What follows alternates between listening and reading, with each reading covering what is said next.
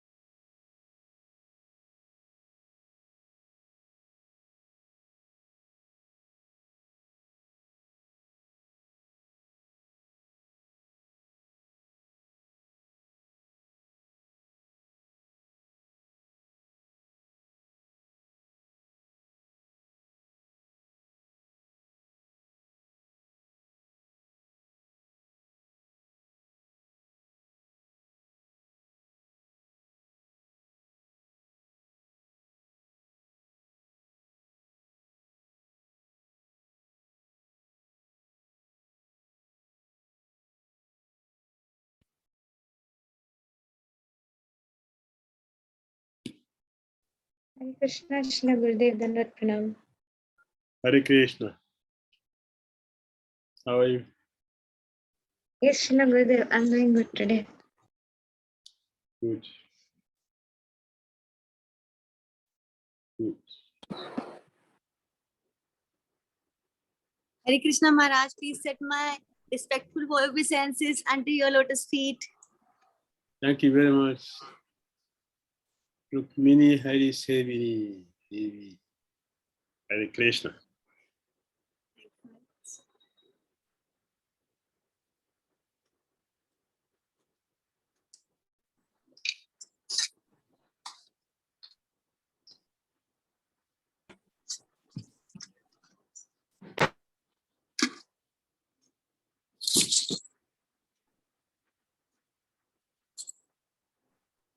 Can we start?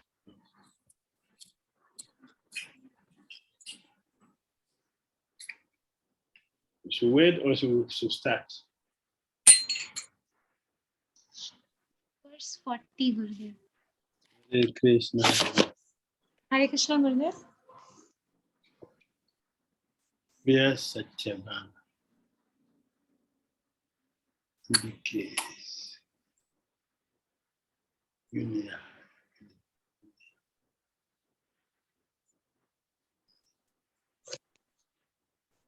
It is time. Can we start? Or we should wait? She wait for others, so she starts. Hare Krishna Maharaj. Hare Krishna.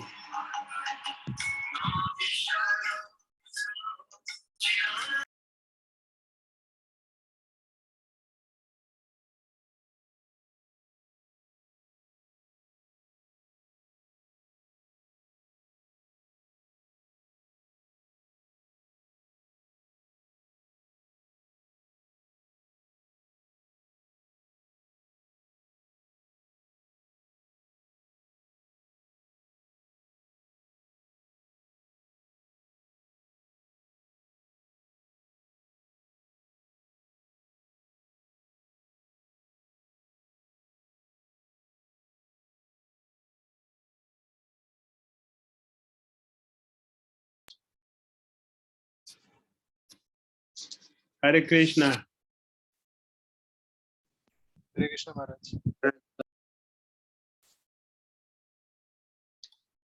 Jai Radha Mata Punjabi Jai Radha Mata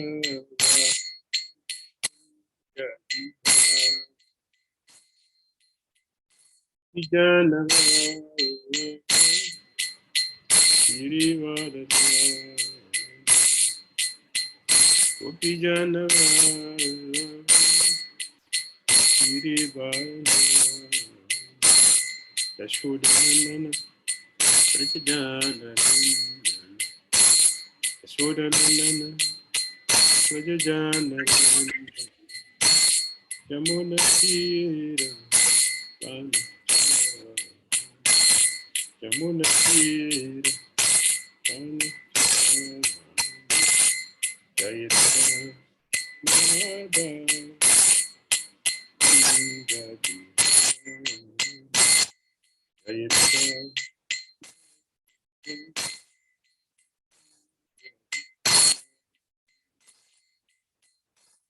Janava Ivarana Janava Ivarana Sodana Jana Sodana Jana Monaki Yamunaki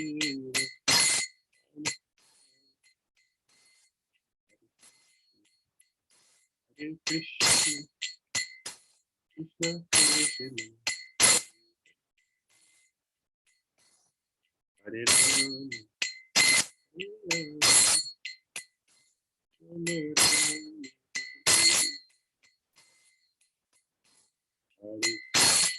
Hare Krishna Krishna Hare Rama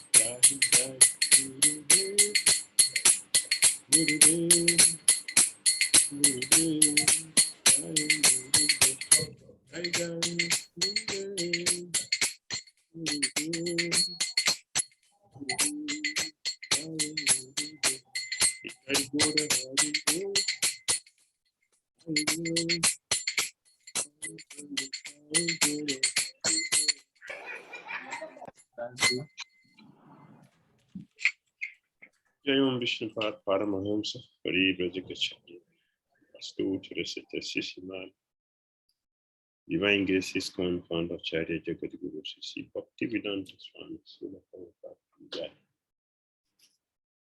Jai Om Vishnu Paramahamsa Paribhajagacharya Astu Chirasita Sisiman Divine Grace Srila Bhakti Siddhanta Saraswati Thakur Prabhupada Jai Anantakuri Vaishnavanda Kija.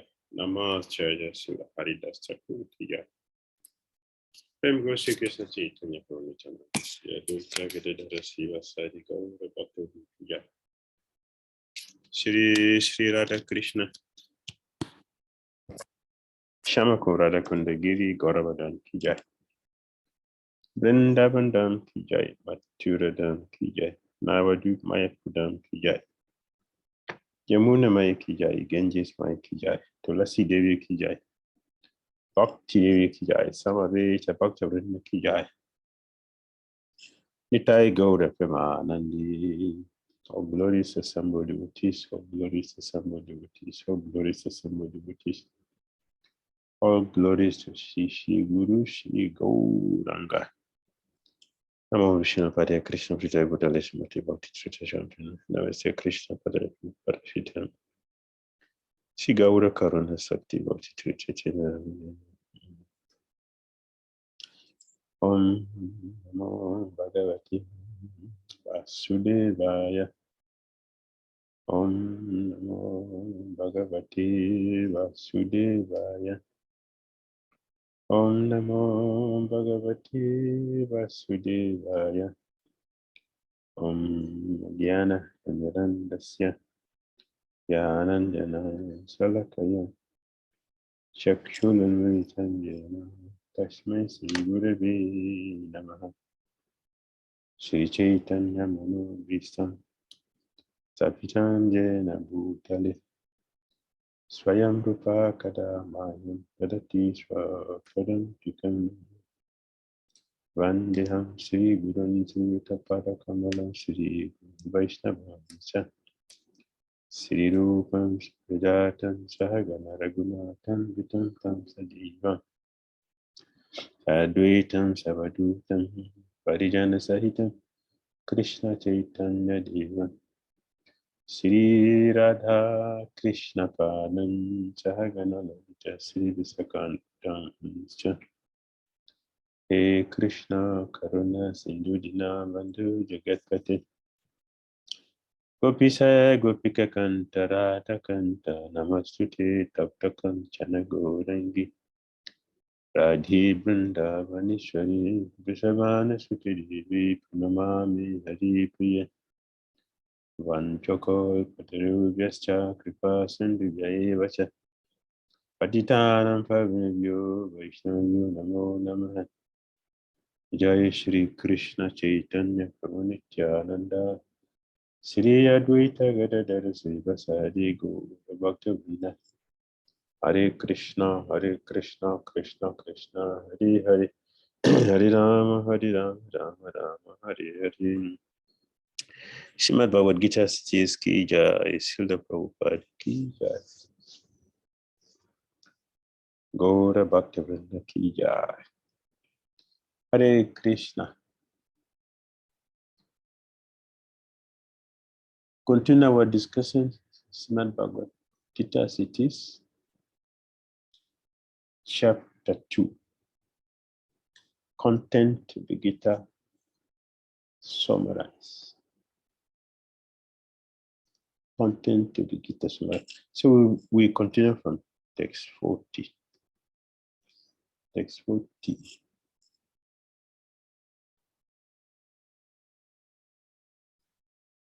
Neha vikramana susti Pachyavayo navidyate Swalpamatasya dharmasya Trayate mahatu bayat.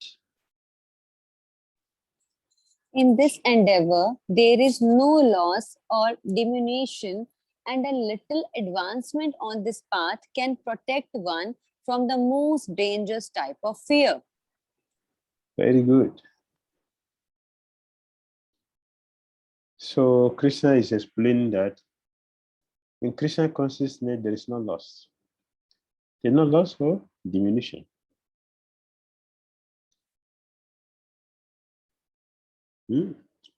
Just little advancement can protect one from the most dangerous type of fear. So what are the What does that mean? Dangerous type of fear. Most dangerous type of fear. Little advancement, little. Yes, go ahead, Prabhu. Just I think you asked. I thought you asked that which is the most dangerous type of fear. So Yes, I word my question. I asked. death, I Maharaj. asked. Go ahead. It's death, Tarun. most dangerous. It's death, Go ahead. Maharaj. It's death. Most dangerous type of fear. Death. Okay. Thank you. Maharaj, What else? most dangerous fear is if I not lose my bhakti path. Very good. Very good. The most dangerous Very good. That's good. the most dangerous type of fear is like You have two devices with you. to evil. You have to close one. Yes, Maharaj. So the most dangerous type of fear is to take birth again in this material world. To undergo the 4 miseries of life and the 3-fold miseries. These type of- Yes. You look at the screen, you see. Little advancement on this will save us from gliding down to a lower species of life. Provide at least surety of human birth.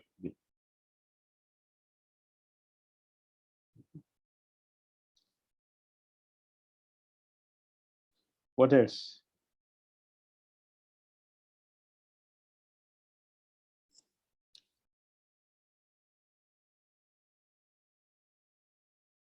What else do we get?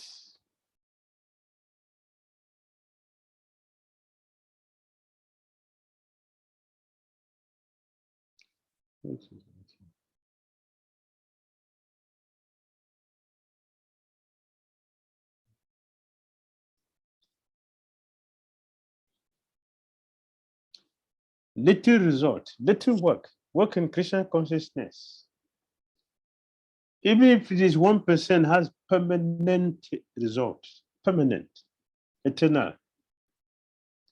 While in material consciousness, even if you are 100% done, there is no profit except the suffering. Except the suffering.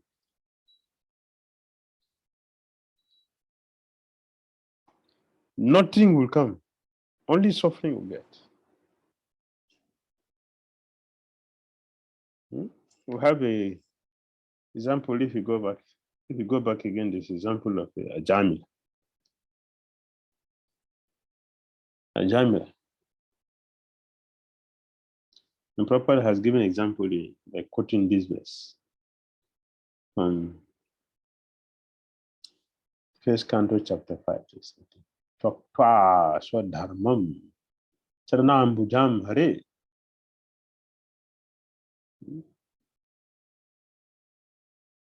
This kind of a vision of acharyas are given to us has two side effects. One can be taken in a positive way, and one also can take in a very negative and get deviated. One can take it in a very whimsical way. But it was given for positive change in our life. So Krishna consciousness is not powerful, so pure that just little connection with Krishna consciousness has the benefit which cannot be measured, because that benefit will take us ultimately to the perfection stage of life, pure love of Godhead. You take us there. While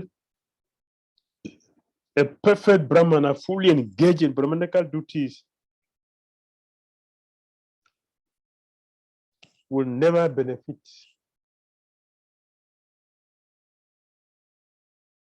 Will never benefit anything. Only suffering. So we know we're not going to have a body less than human body. And we're not going to be degraded to other species. We have our human body to continue from where we started. So Prabhupada quoted these ways. If someone gives up his occupational duties and was in Krishna consciousness and then falls down on account of not completing his work, what loss is there on his part? And what can be gained if one performs his material activity perfectly? Or, as the Christians say, what profited a man if he gained the whole world, yet suffers the loss of his eternal soul? There's nothing but suffering. For Krishna consciousness, is benefit. Example here, Jamila. Jamila chanted Narayana. Narayana was not, he was not calling Krishna Narayana. He wasn't calling Krishna. He was out of fear of Yamadutas. He called his son. And it is Krishna who made the arrangement. Yesterday we were talking about remembering Krishna. It is Krishna who will help us to remember him based on how we have given our lives to him. So Krishna made Rajamila, although he was very attached to sanctification, even to the point of giving up the body. For Krishna, recognizing the quality of his service before he fell down, Krishna did not forget that. Because of that service he had rendered, Krishna influenced his intelligence. Krishna made arrangement that he should name his son, the last one, Narayana. And not only that, Krishna made him to be attached to Narayana, his son. That every moment he's calling Narayana.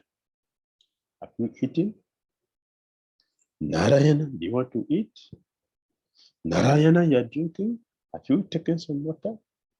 Narayana, you want to sleep? Narayana, do you want something? Narayana, what is your needs? Narayana, come here. He was simply calling Narayana. This is Krishna's consciousness. So it is Krishna who will help us to remember him. See the arrangement Krishna made for Jamila. Krishna will do that for us. If we, as it is said here, as the Muni said,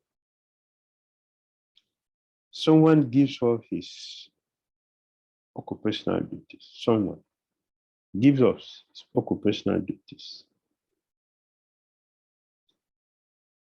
and works in Krishna consciousness, there's no problem. Even if the person have a fall down due to immaturity or inexperience or being overwhelmed by previous karma, there is no problem because Krishna will see the quality of the service we have rendered and he will reward us. All right, go forward now. I can move to the next one. So this is the result. That in Krishna consciousness, even half 1% counts. Even just 0.1 counts in Krishna consciousness. Everything has a beginning. And it is a permanent asset for us. In other words, we should take seriously to Krishna consciousness. Should take seriously to Krishna consciousness. So in a similar way, in this sloka, in the 8th canto of Srimad Bhagavatam, chapter 5, text 48, have the same meaning. 11th canto, chapter 29, text 20, 22. And 11th canto, chapter 2, text 35. So you can add it to this verse when I'm going to give class. You can refer to these verses. 8th canto, chapter 5, text 48. 11th canto, chapter 29, text 20 and 22. And 11th canto, chapter 2, text 35. Had the same meaning. It's similar. So we can add that. It will help us to expand our knowledge about this verse. So Krishna is telling us what is the Krishna consciousness? Endeavor in Krishna consciousness is Buddha yoga. Talked about yesterday. Save us from rebirth in a lower species and from remaining trapped in the wheel of samsara. Yes. So Krishna continued to expand on this to text 31. Very, very special verse. Very special. 41. Yabasaya dimika eke hakuru nandana bahusaka hyanan pascha Buddha yogavasayinam. Those who are on this path are resolute in purpose, and their aim is one. O beloved child of the Kurus, the intelligence of those who are irresolute is many-branched. Thank you very much. Yabasaya admika Dhir. A strong faith that by Krishna consciousness, one will be elevated to the highest perfection of life is called Vyabhasayad Mika Buddhi. Vyabhasayad Mika, intelligence. Yes. Chaitanya Chaitamrita Madhya Lila.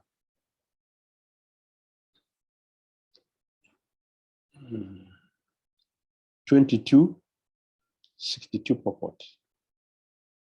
And proper quote is here in the purport. Faith means unflinching trust in something sublime. That is faith. And it's the Vishnu Chakravarti Thakura has a comment on this verse. Anyone can read? Of all kinds of intelligence, the best is intelligence focused on Bhakti Yoga. In Bhakti Yoga, one's intelligence becomes single-pointed or fixed in determination. One thinks the instructions of my spiritual master to worship the personality of Godhead by chanting, remembering, serving his fate, and so on are my only sadhana, my only sadhya, my only livelihood. I am incapable of giving up these instructions, either in the stage of practice or in the stage of perfection. They alone are my object of desire and my only responsibility. Besides them, I can desire no other responsibility, not even in my dreams. It is all the same to me whether I feel happy or unhappy, or whether my material existence is eradicated or not.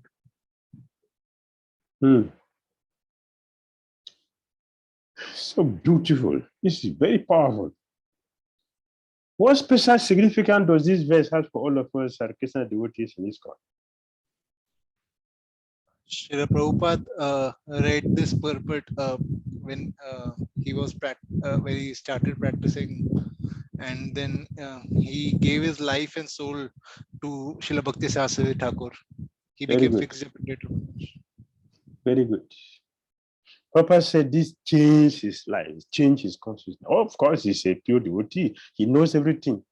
But our acharyas, they have to teach us by example, by following also the footsteps of other acharyas. So they have the same method, the same principle. So he properly teaching us how he was affected by this, so that we also should be affected by this. Don't look at it. Don't look at this. What will, can we imagine? Can we imagine, all of us imagine, what will happen to any one of us who will have such a consciousness? The instructions of my spiritual master to worship personality of Godhead by chanting, remembering, serving his feet, and so on. They are what? They are my only sadhana, my only sadhya, my only livelihood. What will happen if all of us have this kind of consciousness? The sadhana I have to do is to follow the instruction of my spiritual master that I should give my life wholly to Krishna by chanting, remembering, and serving the lotus feet, and accepting that this is my sadhana, this is my practice. Sadhya, and this is the goal of my practice. This is the goal. This is the end. This is the goal. This is the goal of my life. I don't have any other goal in my life. The only goal in my life is to serve Sri Radha and Krishna. And the prayer to Tulsi Devi. The only desire left in me is to serve Sri Radha and Krishna. This is taught to us by our spiritual master, our Acharya. And he said, my only livelihood. This is what maintains me. I am maintained by this. This is my maintenance. And he continued, I am incapable of giving up these instructions either in the stage of practice or in the stage of perfection. This is livelihood. That's what they say. This is livelihood. This is my life. This is what maintains me. This is my life. They alone are my object of desire. The only desire left in me is to serve Sri Radha and Krishna. This is the prayer we sing to Tulsi Devi every day. They alone are my object of desire and my only responsibility. What a powerful statement. What a powerful vision. What a powerful devotion. Besides them, I can desire no other responsibility. Sula Bilba Mangal Thakura said, if I have your blessing, if I have your mercy, what use to others? And if I don't have your blessing, if I don't have your mercy, what use to others? So he's saying, besides them, I can desire no other responsibility, not even in my dreams. It is all the same to me, whether I feel happy or unhappy. That does not concern me. Or whether my material existence is eradicated or not. I don't care. This is a vision of a devotee. This should be the vision of a devotee. Our acharyas, pure devotees, are giving us a vision so we can identify with this. We have mentioned many times that we should practice tuning into the channels of our acharyas. If you practice tuning into the station or the channel of our acharyas, what a wonderful life we will have. We will develop all their wonderful qualities, all their qualities. All the qualities. Yes. What is the basis of such fixed devolution? Huh? The resolute purpose of a person in Krishna consciousness is based on knowledge. Vasudeva Sarvamiti Sa Mahatma Sudurlabha. A person in Krishna consciousness is the very good soul who knows perfectly that Vasudeva Krishna is the root of all manifested causes. If Krishna is satisfied by one's actions, then everyone will be satisfied. If Krishna is satisfied by one's actions, then everyone will be satisfied. If Krishna is not satisfied, nobody will be satisfied. How we should understand this? Instead of trying to satisfy mundane people who will not be satisfied anyway, it is better to satisfy Lord Krishna, because by satisfying Lord Krishna, everything is complete. How to know that my actions are satisfying to Krishna? How do we know?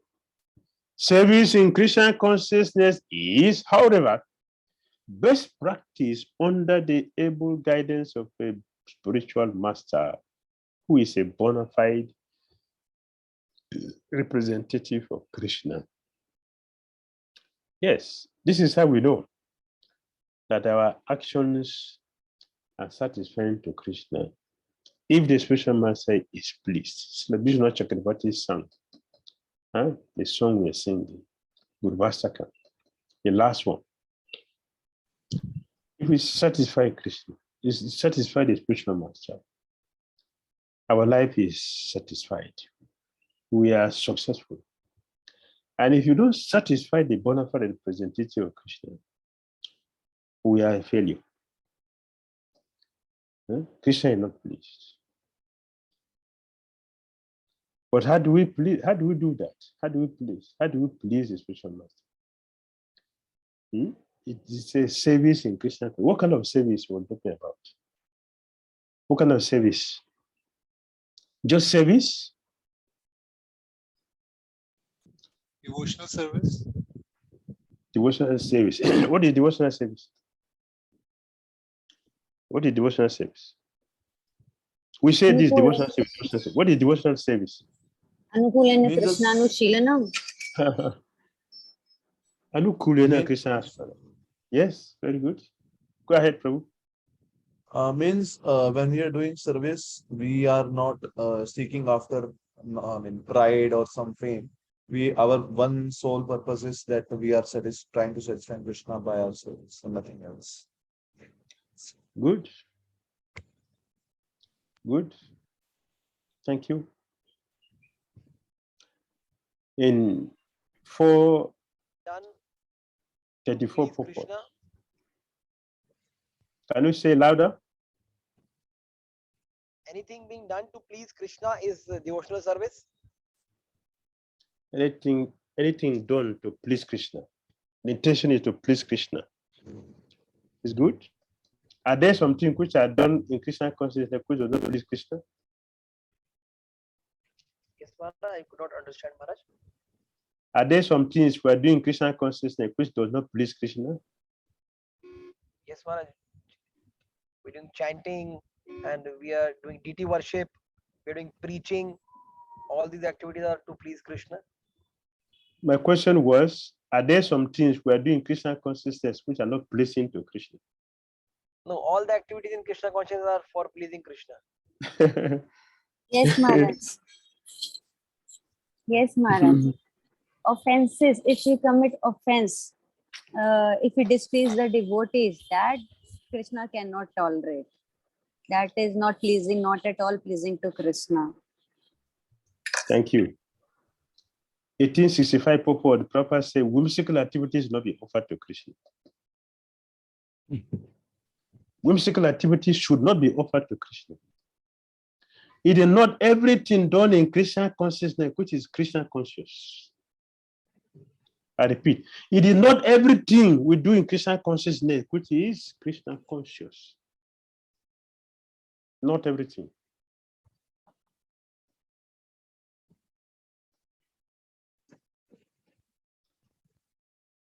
Kamsa will think of Krishna 24 hours. How do you call that? I don't think of Krishna 24 hours. Kamsa will think of Krishna 24 hours, both in sleep and in a wakeful stage. How do you call that? That Krishna consciousness? No, Maharaj.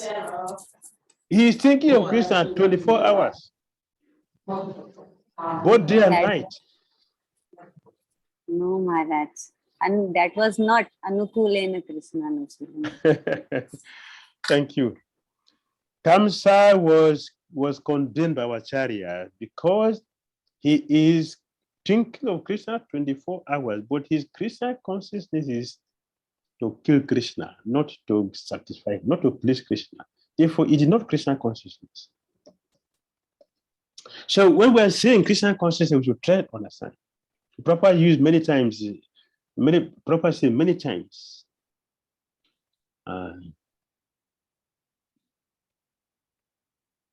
Devotional service in full Krishna consciousness. Do you remember Prabhupada said this many times? Devotional service in full Krishna consciousness. Yes, Maharaj. So what is the difference? Why is he say like that? Devotional service is complete, but why did he say in full Krishna consciousness? That means that there are so many activities which are not Krishna conscious. It is not everything we do in Krishna consciousness that is devotional service. Our activities become devotional service when they are consciously offered to Krishna for his pleasure.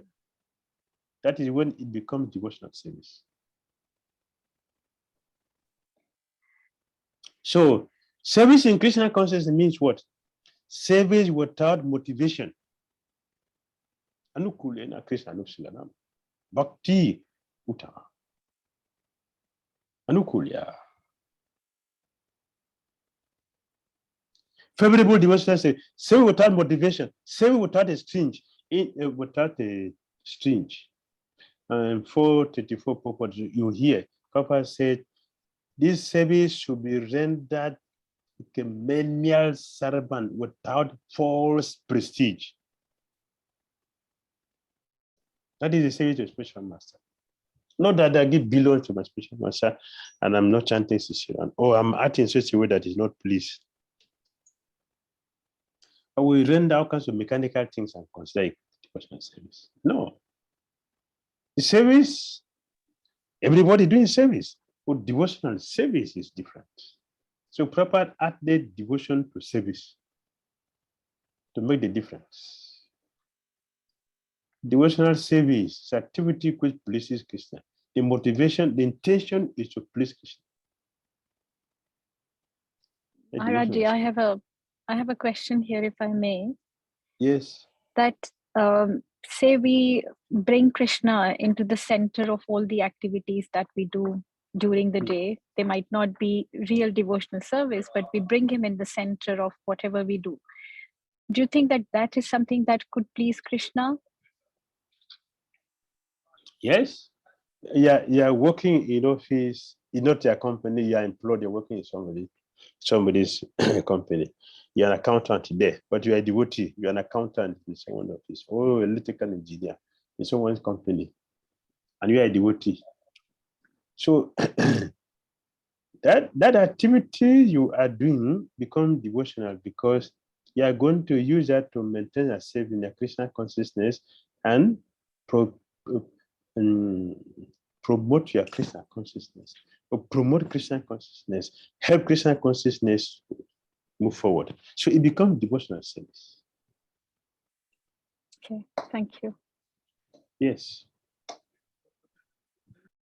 In Juhu, His Holiness Giriraj Maharaj and his godbrothers who were serving that time. In the beginning, it was very difficult. So one day Maharaj told Prabhupada, Srila Prabhupada, I want to go to Vrindavan. Prabhupada said, what?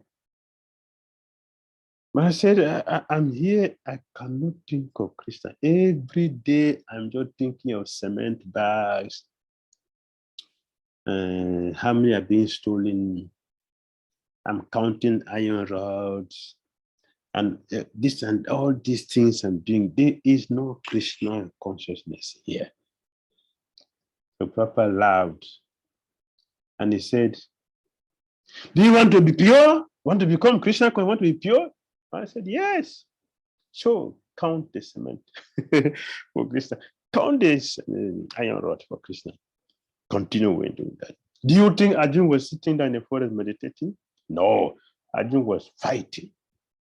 And that is Krishna consciousness because it was done to please Krishna. So count these things to please Lord Krishna. And he continued. Now, if you go to Radha Rasa Hari temple, you will not see iron rod, you will not see someone, you will not see thieves. You only see Radha, Radha, Bihari, Lalita Disaka.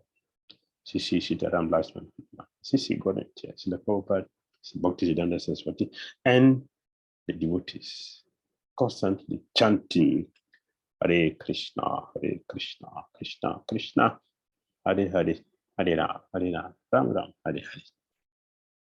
All right.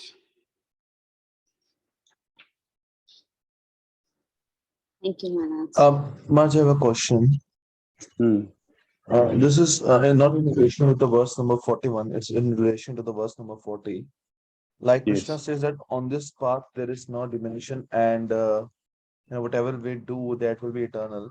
So does it refer only to Buddhi Yoga or Bhakti Yoga, or wanted to ask regarding Jnana Yoga or Dhyana Yoga, that the activities we do there on that platform, that whether they not in refer Gyan, it? not Gyan, only in Bhakti. Okay. Bhakti or Buddhi Yoga, not in Gyan, not in Karma. Because those doesn't have a direct connection with Krishna. The motivation is not to serve Krishna. The motivation is selfish, for my sense player. So it is our own, not Krishna. Once it has connection with Krishna, it is a complete different thing. That is the point, that it has connection with Krishna.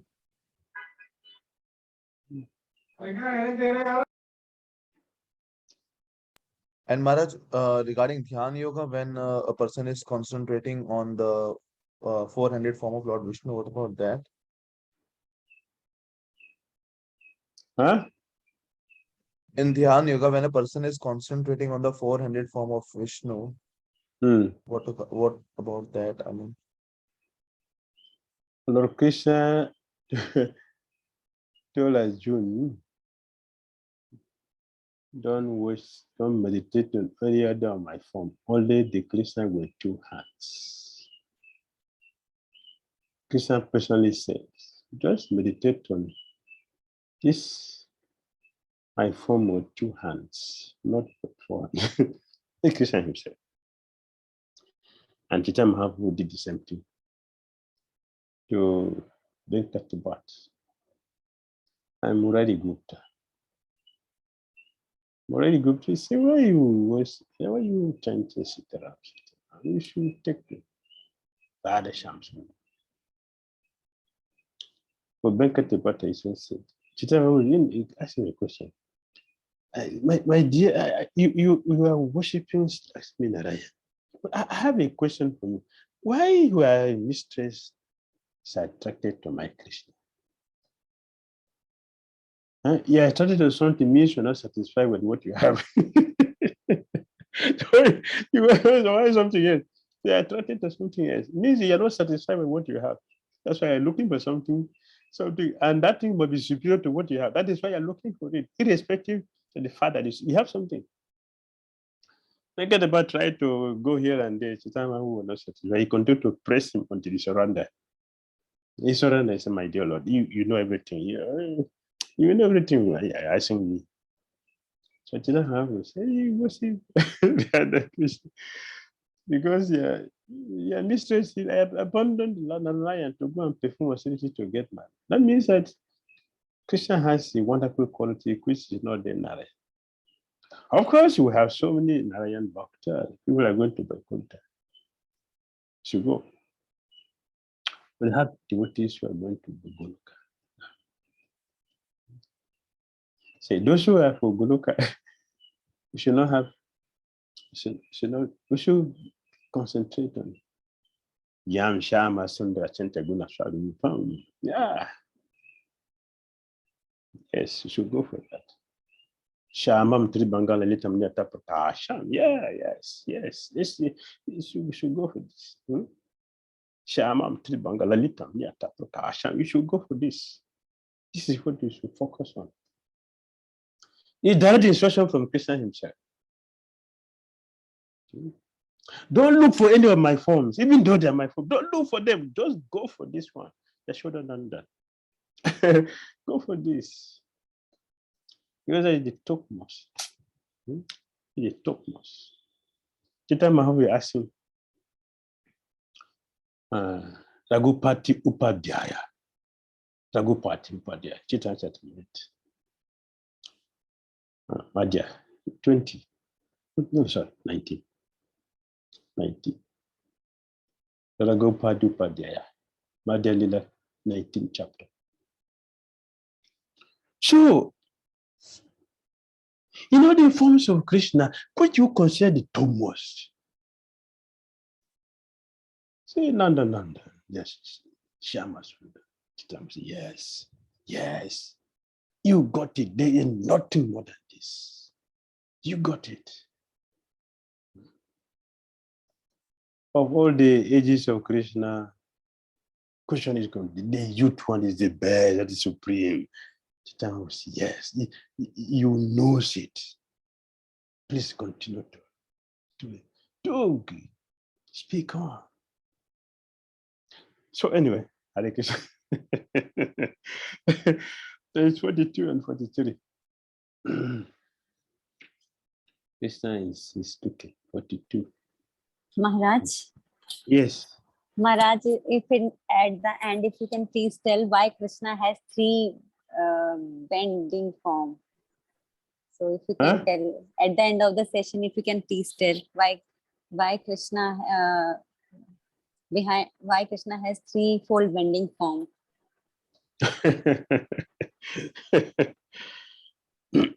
Okay, if you want to hear. Maharaj, not only this, please also tell why he has peacock feather and all such things. Krishna has a peacock feather. One reason is because he's the best dancer. He's the best dancer. And Krishna competed with the peacock in dancing. With heavy competition. And the referees, the gopis, the referees. I agree, dancing. At the first time, Krishna was defeated. The gopis, so look at this lazy boy. You can't dance properly. Krishna said, no, I can't. I'm not a lazy man. So the competition continued. Krishna defeated the peacocks. Krishna defeated the peacock. Not only defeating, Krishna speaks the language perfectly, sweeter and more charming that the peacock become attracted to their own voice, which is sounded by Lord Krishna. Out of joy, out of appreciation, they gave Krishna, please, you take this. It's a gift. A gift to Lord Krishna. It's a gift. And our Acharya described Krishna as the best dancer. The Biba Manga Thakura is Krishna collaborate. Excellent dresser. The Krishna decorated his crown with the peacock. So wonderful that pure devotees are speaking about peacocks. A feather on Krishna's crown. So nice.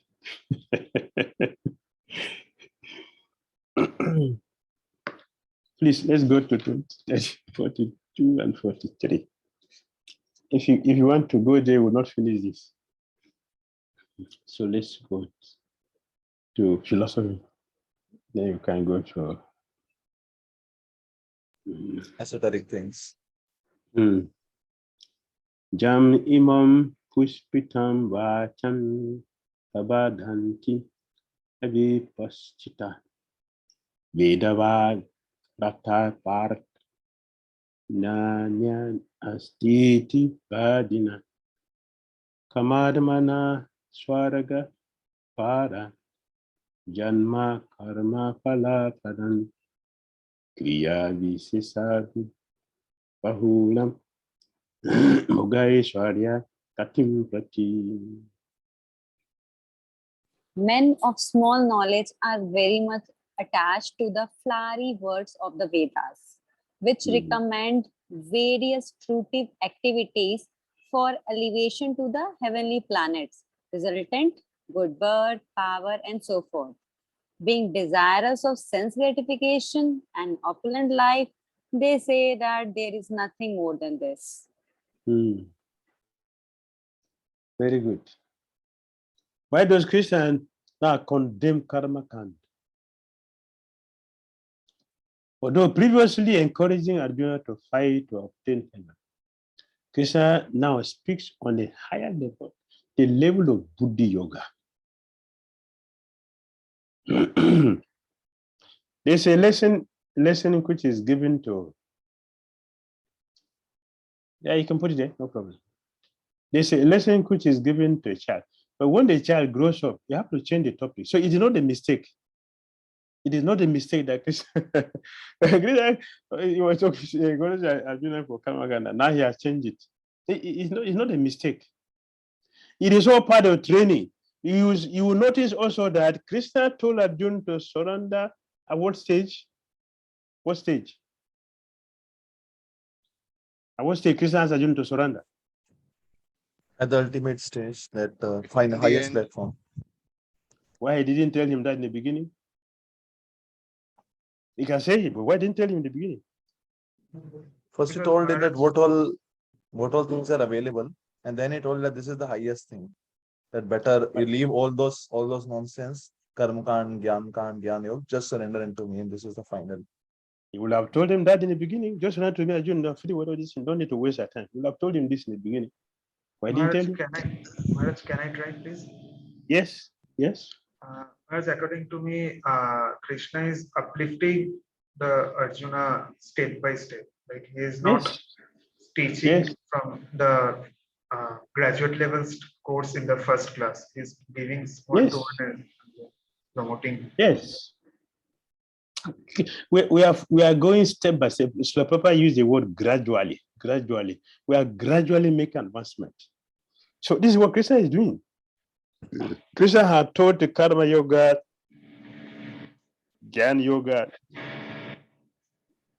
Sankhya Yoga, Buddhi Yoga, came to Bhakti.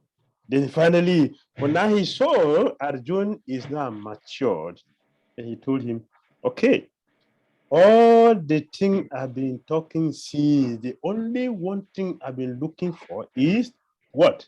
Surrender. Ramanujacharya did the same thing to him. One day, the disciples asked him, Gurudev, you have given so many lectures, you have written so many books, but we don't have a taste for reading. Hare Krishna devotees don't have taste for reading. But thank all of you, we have taste for reading. Thank you. But majority of these devotees don't have taste for reading. They don't read. They don't study. So the disciples, Ramanujacharya, asked, we don't have taste for this reading, for hearing. We don't even have the strength to hear. So all these books we have written and with all their lectures, what are we going to do with it? Ramanujacharya said, my dear, of all the books I have written, of all the lectures I have given, there is nothing more than only one word. It's only one word I've been explaining to you since. Only one word. What is that? Surrender. It's surrender. That's all. So all the things that Krishna is teaching us to Arjuna is just to help us to surrender. That is the conclusion. We should surrender to Krishna. How do we do that? Man manaba, man bhaktu, man yajimam namaskuru. That is the end. Krishna,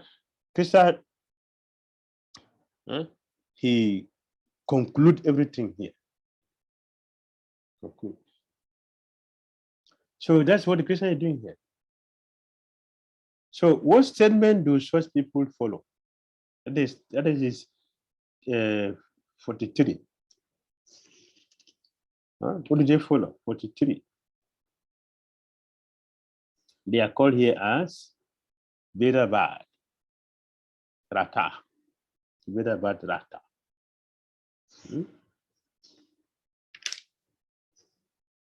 It is understood that there are gardens called Nandan Kana, in which there is good opportunity for association with angelic, beautiful women and having a profuse supply of somras wine.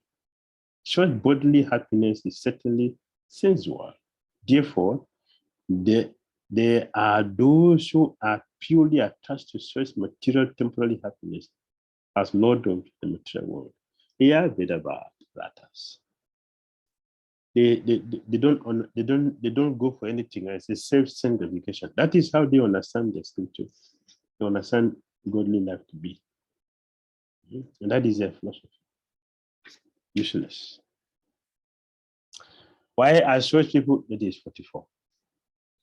Bhogaishwara prasaktanam taya pahrita chetasan yavasadimika bhudiri samadona vidiyate.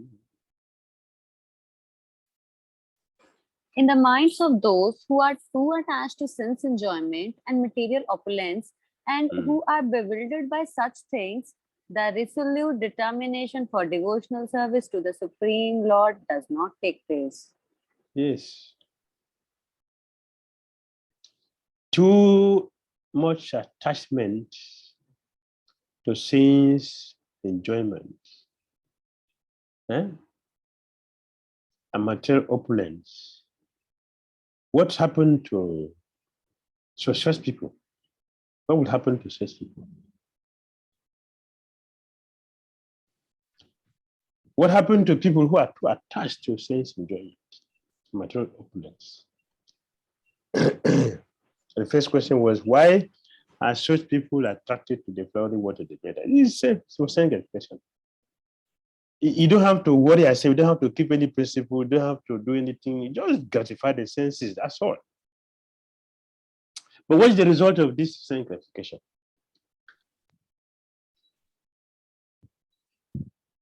Again, birth and death. Yes, birth and death. If they are attached to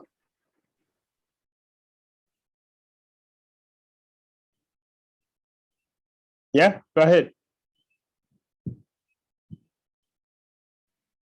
Maharaj, on short term, we can say like their mind becomes very flickering and they can't meditate on the Supreme Lord. Yes. Yeah. Yes, Maharaj, the same I wanted to say, that if they are so much attached to material attachment, how will they develop attachment to Krishna? That does not seem, but Tirne Krishna Patosa to Uba, me to be taught to Griha Petanam, Adam Tagudi Bishatam Tamishra, Puna Punachana Anam. Prahlad Maharaj said, they would never have chance for Krishna. Never. Zero. They will never. There's no chance for them to think of it. There's no alternative for them. For devotee, we have alternative. The Krishna consciousness is there. She will take to Krishna consciousness.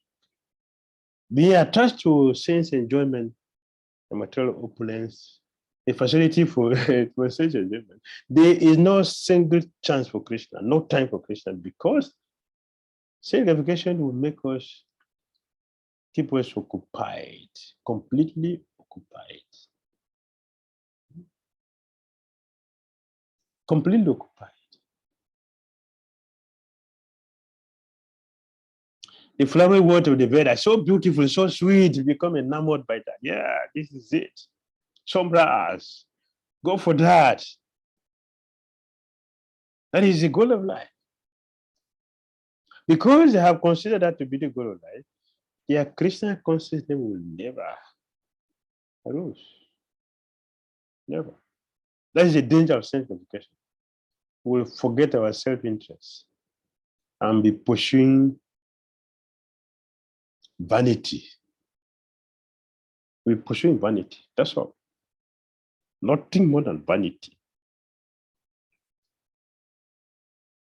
Prabhupada quoted Krishna that time. What profit is a man to gain the whole world and lose his soul? We can have all the facility for self education around the world. How happy is Lord Brahma, Lord Indra? How happy are they? They are this much happy, Maharaj, that they also want to come to Vrindavan and they also want to come to, first of all, they want to come to earth. They want to hear the Bhagavatam. They want to do the Shavanan about Krishna. They want to come to Vrindavan and they want a little place in Vraja. This much they happy they are in their lokas. Yes. Yes. Yes. They are very, very miserable. Very miserable people. Very miserable people because demons and demigods constantly harass them. So, but Lord Brahma is the highest person in the material world. When Sri Chaitanya Mahaprabhu told Sujara, I will give you the position of Brahma. What did he say? I'll make you Lord Brahma. What is his reply? Sujara. I just want your service. I just want every birth I want to come and give you what I'm giving you right now. And every time you come in this childhood form and beg me and do bargaining with me for the banana leaves and the bananas that I sell in this very sweet childhood form that you come in childhood. So he didn't accept the Brahma position. He rejected it. Yes. Or he didn't hear Lord Chaitanya Mahaprabhu. Maybe he didn't hear Chaitanya Mahaprabhu. He didn't hear him. Yes, Maharaj. But Mahaprabhu is happy. Mahaprabhu is happy by hearing him like this. Did the Kolabes Siddhara had Chaitanya Mahaprabhu promising to give him the position of Brahma? Did he hear? No. Kolabes Siddhara, he didn't hear Chaitanya Mahaprabhu promising him the Brahma position?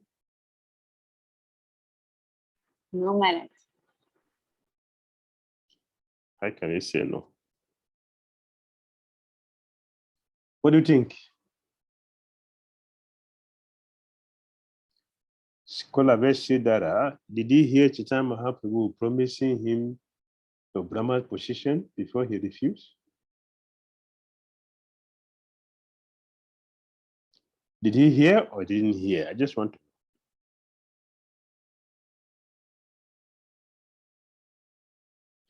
No answer?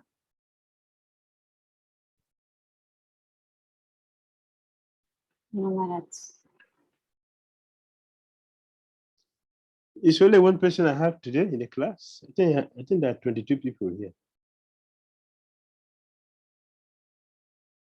Maharaj, I'm not sure. Thank you. Sorry. Thank you. Sincere. Thank you.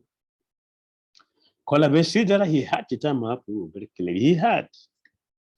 He had nothing to do with Brahma's position. Zero. Why? Because of the level of his bhakti. He's a pure devotee of Lord Krishna. What will he do with the Brahma position? To hell with Brahma's position. To hell with that. I don't want. I simply want you. You just come to my house every day. Let us fight. That's all. You don't want Brahman position? No. Don't want it. Miserable life. Because of his bhakti, he is not interested in anything material. But the Vedavaratas, they don't understand anything. They are simply concerned with self-gratification. Therefore, they will never see Lord Chaitanya Mahaprabhu. But devotees who are very simple, they can see. the Supreme Lord and understand the Supreme Lord. And the Lord can never hide from the devotees. Even though he will try, he will not succeed. The devotee will reveal him. Yes. Chaitanya Mahaprabhu, he went to the house of Nandanacharya. And he said, my dear Nandanacharya, please, I want to hide here. I want to hide. Just keep me here. Don't let anybody know that I'm here. Nandanacharya said, my dear Lord, that is not possible. That is not possible. You cannot hide in the middle of ocean. You cannot hide in the heart. Yeah, devotees, they brought you out. So where will you hide? In the middle of the people. When you cannot hide in the ocean, you cannot hide in the heart. How will you hide in the middle of people? That's not possible. So Chaitanya Mahaprabhu smiled. Yes. The devotees, they will always see. So Kolabesi that knows Chaitanya Mahaprabhu is the Supreme Personality of Godhead, his master. And Chaitanya Mahaprabhu wishing you to now glorify the exalted position of pure devotional service. All right? 45.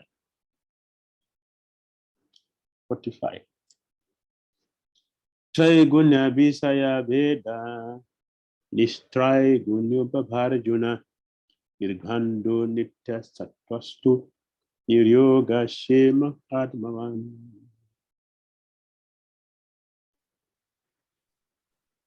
The Vedas deal mainly with the subject of the three modes of material nature. O Arjuna, become transcendental to these three modes.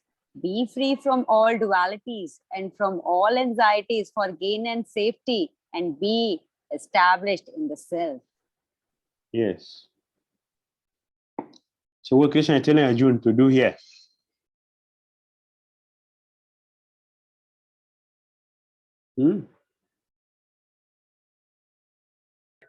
Maharaj, to rise to the platform of Suddha Satavana, which is above the Maharaj, to rise beyond the Vedic platform, because Vedas are mostly dealing with three modes of material nature only. Okay. How will you rise? How will you rise there? That's good. That's good. But how will you rise there? This is part of the question to the answer to the question you asked me the other day. I told you I'm going to get answer in chapter 3, chapter 5. This is the beginning to that. How will we rise to that stage? Do you remember the question you asked me the other day? Pardon me, Maharaj? Do you remember the question you asked me the other day? One of the questions you asked. I told you we'll get the answer later. Oh yeah, 3.05 I asked. You mentioned the reference in 3.05. Yeah, I remember the question is that regarding prescribed duties.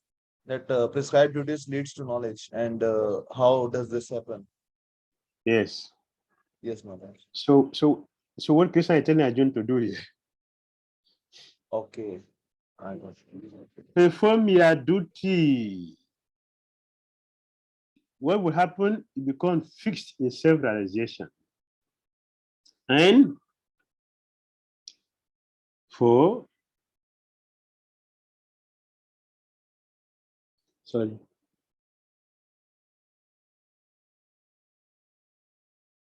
be free from the desire for material gain. Perform our duty. If we perform our duty, we'll become purified. And if that purification will be elevated to the higher platform, the platform of self-realization, by performing our duty. So here Krishna said, this try, Gunyo Bhavarjuna. Oh Arjuna, become transcendental to the three modes of material nature. How to do that? You have to do your duty. Dhir, be free from all dualities and Niroga Shema, from all anxieties for gain and safety. And Atmavan, be established in the self by performing your duty. Krishna instructed Arjuna to rise above the fruitful performance of duty, rather than fighting to gain heavenly pleasures or to avoid infamy. He should be established in self-realization. As long as the material body exists, the actions and reactions in the material moves. One has to learn tolerance in the face of dualities, such as happiness and distress, or cold and warmth. And by tolerating such dualities, become free from anxiety regarding gain and loss. This transcendental position is achieved in full Krishna consciousness when one is fully dependent on the goodwill of Krishna. Very well. By doing our duty. So Krishna is giving us the process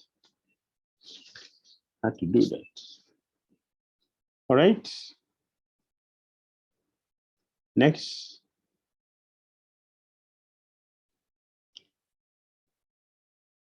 Why do Vedas deal with the three modes? To gradually elevate the general public from the field of sense classification to position on the transcendental plane. Yes. That's wonderful. 46. Yavan Artha Upa Udhapane Saravata Sampluto Dakin Tavan Sarveshu Vedeshu Ramanasya Vijanata.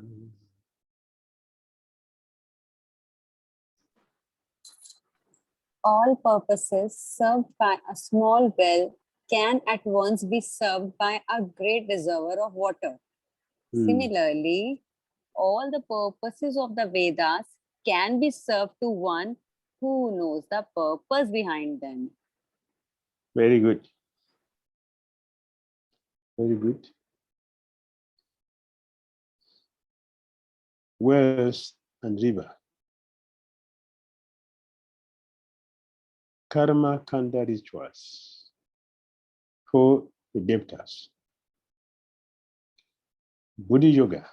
This is a river. Chanting the holy name of Krishna. You serve all the purpose. So in other words, Krishna consciousness is like a supermarket. When you go to the supermarket, you get everything you need in one place. So in Krishna consciousness, you get everything in one place. In 11th canto, you see Krishna in 11th chapter. And Krishna is telling Arjuna, a custom, just in one place, I will show you everything. You see everything. You get everything in one place. You don't have to run here and there. That is Krishna consciousness. If we have bhakti for Krishna, we don't have to go anywhere. Wherever we are, Lord Krishna is there. Just like when anytime you see Hanuman, Hanuman stands very tall. You don't see Hanuman very short. Hanuman is standing very tall. Why Hanuman is standing so tall like that? Why Hanuman is always very, very tall?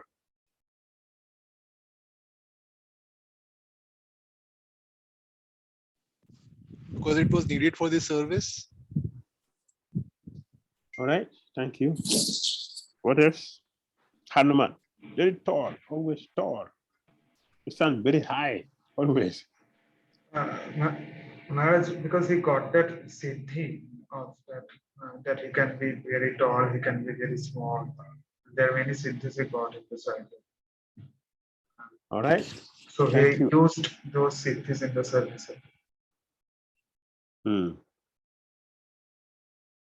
Great. Something else? Something more? Maharaj, might be want to show that one might get all this sort of things like siddhis and all from Lord, but all these things are to be used ultimately for the service of the Lord. That, one might get all these facilities like the siddhis that is taught, but that should be used in the service of Krishna, because ultimately you get those things from him only. Thank you. Hanuman stand very tall, very high, so that from distance you can see Hanuman. And what is the significance? Why he's standing so tall? And what is he doing? What is he announcing? Hanuman is standing very tall to announce to people that where he is standing, Lord Ramachandra is always there. He's announcing the presence of Lord Ramachandra. Ramachandra is here. So when you see Hanuman very tall standing there, you should know down there, when you get there, you see Lord Ramachandra.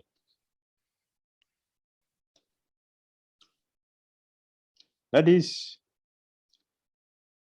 Hanumanji.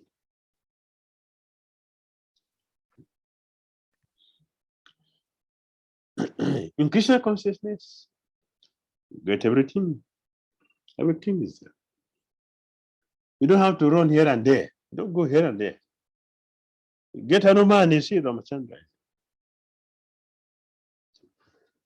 You get Krishna, everything is complete. You don't have to go anywhere. That is Krishna consciousness. Any supporting reference? Yes. Any supporting reference? 333, 37. Aho bata sapacha tu gadiyan. That jivagre varatete nama tu byan. Tempu sapaste juhu sasnyo arya. Brahmano chu nama yate yete. This is Kunti Devi. Sorry, Devahuti. Yeah, this is Devahuti. This is Devahuti speaking this verse to her son Kapil Muni, glorifying devotees. Sapacha, to Gadian. Gadian is worshipable. How wonderful it is. Oh my Lord, a person who is chanting a holy name, although born of a low family like that of a Chandala, dog eater, is situated on the highest platform of self-realization. Such a person must have performed all kinds of penances and sacrifice according to Vedic rituals, and studied the Vedic literature many, many times after taking his bath in all the holy places of pilgrimage. Such a person is considered to be the best of the Aryans. This is Devahuti speaking. Okay. We're still in Buddha Yoga. Specific level of action for I think 47. Maharaj, just one question I wanted to ask. Yes. Maharaj, just in relation to the verse 42 and 43, like this Vedvat Rata. Yes. So, like there is this specific class of Arya Samajas. So, does this also fall under the category of Vedvat Rata? Yes. Okay. Yes. Okay, Maharaj. All right, 47. Maharaj, can you please again little bit tell that how this verse is connected, and it will help in beginning the next chapter? How is this connecting? I'm trying to understand that it's related to duties, the duties one perform, but in one thing, little bit of.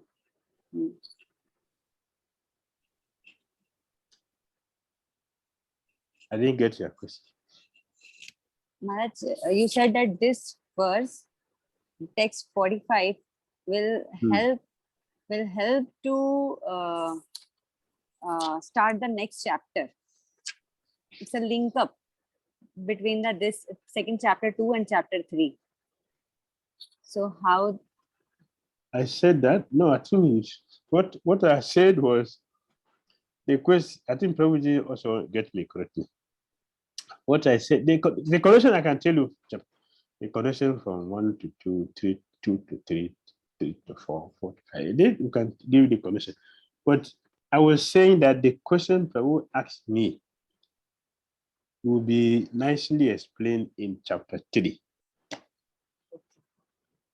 That's what I was saying, not text 45. Okay, Maharaj. Thank you, Maharaj. Yes.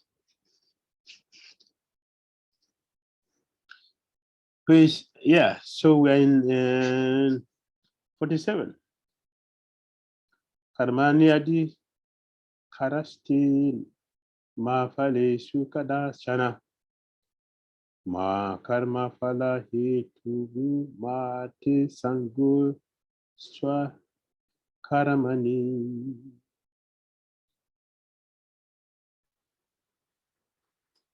Translation. You have a right to perform your prescribed duty, but you are not entitled to the fruits of action.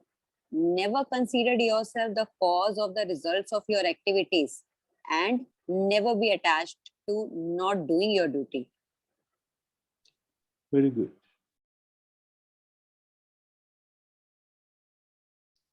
Very good.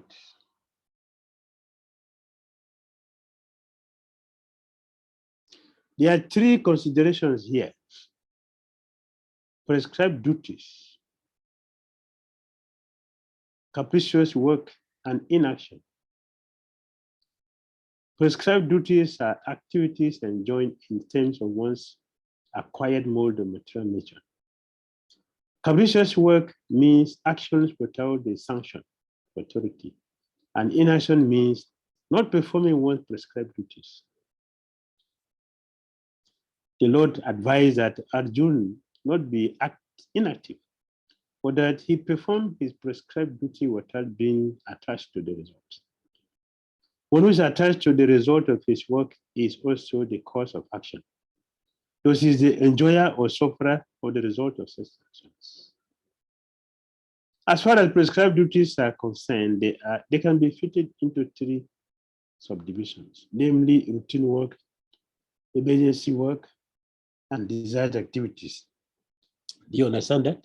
Do you understand that?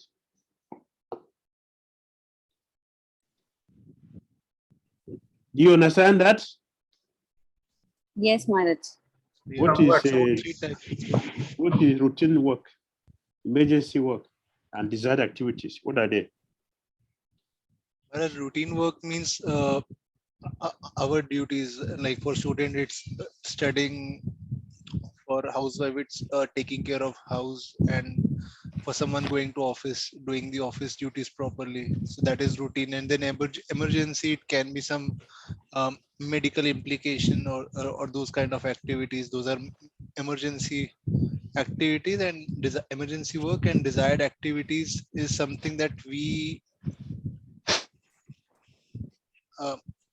like desired activities means the like activities in Krishna consciousness. What is it desired from you?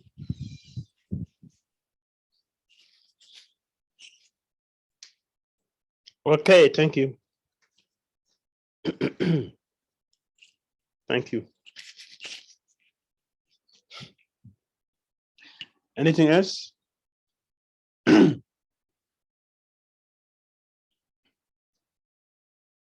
Is there anything else you want to add? Anyone want to add?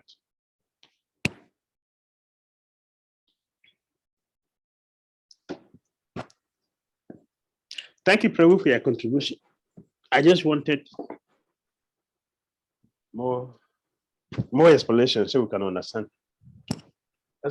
Maharaj, routine work is like it's like obligation. It has been written as obligation in terms of spiritual injunction without desiring for result. We are not desiring result for that, but in the routine work we have to do that for performing our spiritual activities. This much I could. All right, thank you. I appreciate it. Thank you. Thank you very much. You want me to say something about it? Yes, Maharaj. Yes, Maharaj, please. Yes, Maharaj. Okay. Srila Bhaktivinoda Thakur described three kinds of duties: constitutional, conditional, and desired duties. We are looking at duties that are innate to one's physical, social, and spiritual condition, and subsequently are always necessary, are constitutional. Examples of these are the maintenance of one's body, family, giving in charity, and worshiping of Krishna according to one's means. Do you understand? Yes, That Maharaj. is constitutional. That is called constitutional duty. Constitutional duty. It is something we have to do. It is necessary.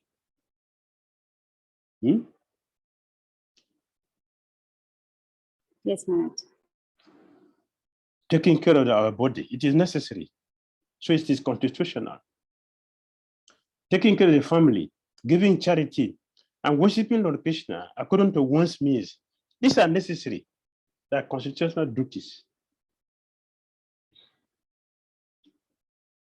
Conditional conduct is detected by circumstances. By circumstances. For example, there is a war and you have to shift your residence.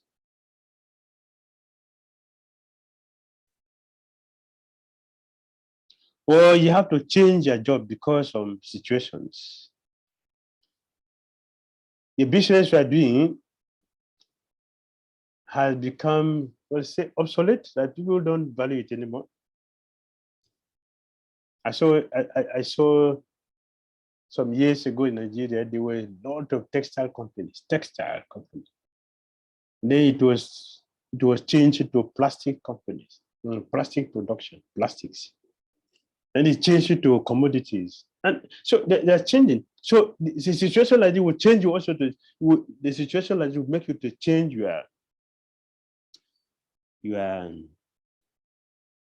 duty. So this is conditional duties because they are detected by circumstances. Circumstances, situations will make you to change residence, will change the job. And some people also, situation made them to change their behavior, their character. For example, some people became stingy or became hard in giving or helping people that are borrowing them money because you borrow so many money, it doesn't pay back. You borrow so many money, it doesn't pay back. You borrow so many money, it doesn't pay back. After some time, what will you feel? How will you feel?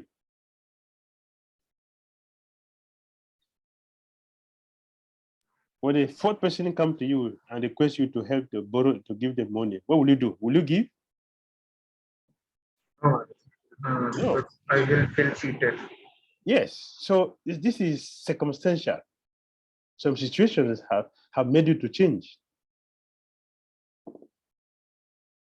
And then the last one is desired duty. Desired duty. Desired duty. This means it is your own desire, not circumstantial, it's not constitutional, but it is your own personal desire. So you want to change your house from a small one to a big one.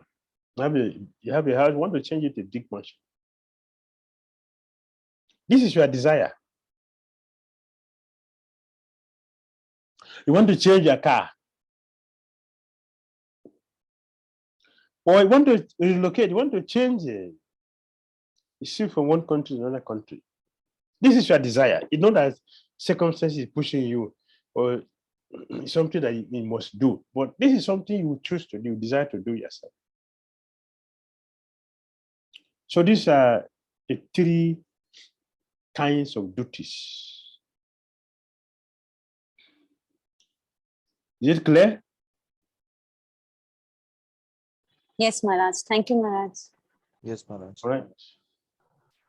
Yes, sir.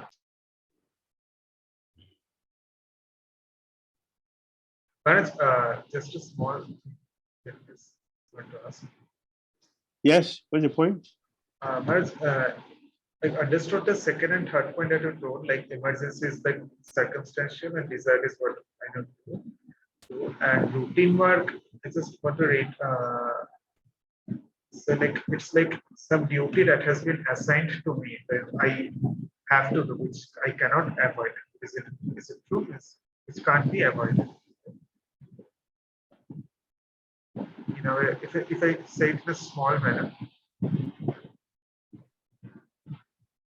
Your voice is low. Yes, I just want to say, like, just like you were briefly telling the 3 points. Yes. In the so the desired is like desired activities are. Is it like it is like it's coming out of our desire? Means, you know, emergency work is like circumstantially happening, and routine work is something which we cannot avoid doing. Like we are forced to do in a way. Yes, we must give charity. If you're a human being, if you're responsible, you must give charity. So we have to do that. We must worship Krishna. It's compulsory. That is, it is compulsory that we should worship Krishna. And we don't worship Krishna, we're going to worship illusory energy of Krishna. So this compulsory. Taking care of your body is compulsory. You cannot do without taking the body or taking care of the family. These are compulsory things. Routine. But Maharaj, then desired activity, what is the difference between if the desired activities are our desire, then how is it different from whimsical activities? As in the previous paragraph, it was said like capricious work is without the sanction of the authority. It is like a, in a way, it is whimsical. So is there a difference between desired? It is not all. It's not all desire activity that are capricious, that are whimsical. Not all. So suppose I desire to change my car. Is that capricious? Is that whimsical? Yes, If I desire to have a bigger house, is that whimsical? Not necessarily that is whimsical. But if the It may be greed, but that is not whimsical. Whimsical is something which is dangerous that you don't without a respect.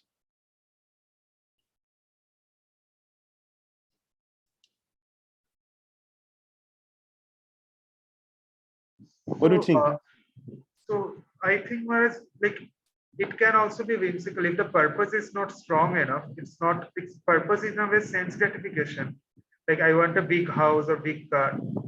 So isn't it coming on the? But the thing is that that is your desire. Whether it is whimsical or not whimsical, it is our own desire. Therefore, it is personal. Nobody forces you to do that. It is yourself who is forcing yourself to do that. It could be whimsical, yeah, whatever it is, but it's your desire. Oh, you are just greedy, want to expand your empire so you can be number one, the famous person. That is your desire. You're not compulsory, but it's your desire, and you are making it.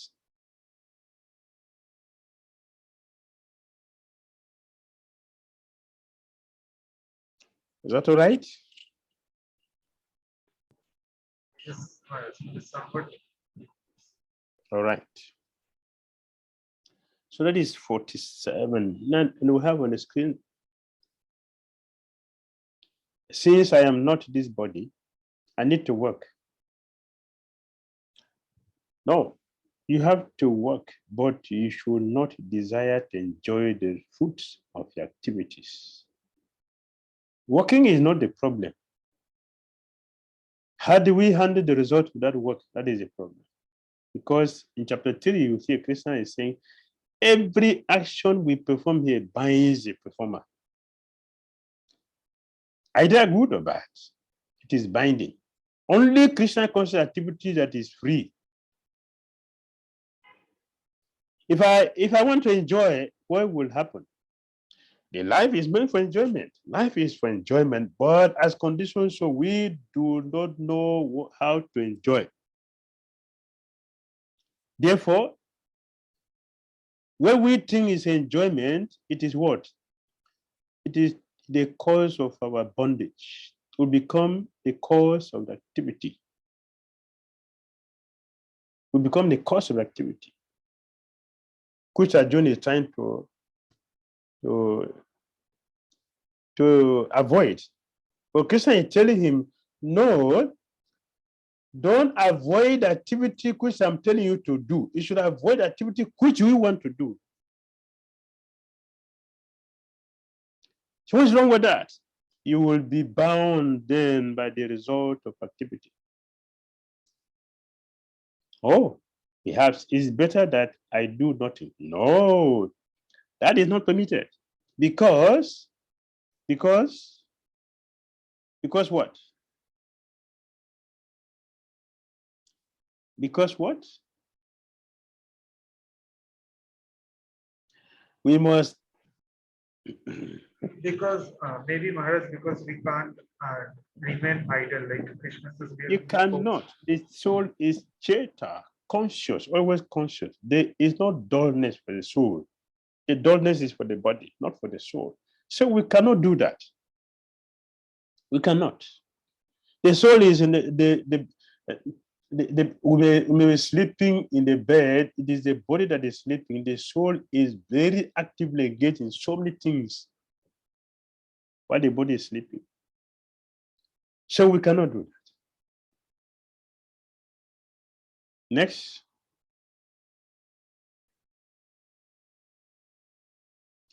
Oh, it has gone. Okay, we go to 48. Yogasta kurun karmani sangam takta dananjayan siddhya siddhyo samo bhutva samato yoga uchate. Perform your duty equipoised, O Arjun, abandoning all attachment to success or failure. Such equanimity is called yoga.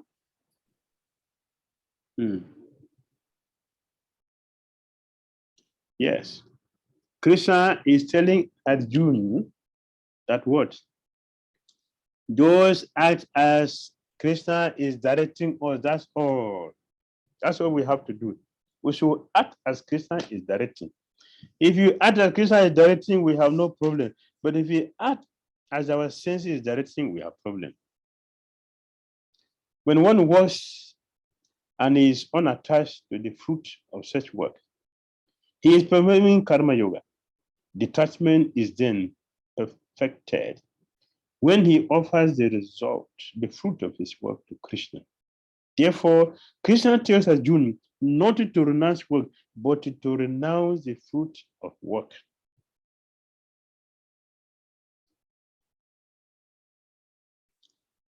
"49. Durena hiavaram karma buddhi yogat tananjaya buddho saranam and vicha kripana falahetava." O Dhananjay, keep all abominable activities far distant by devotional service, and in that consciousness surrender unto the Lord. Those who want to enjoy the fruits of their work are misers. Oh, yeah.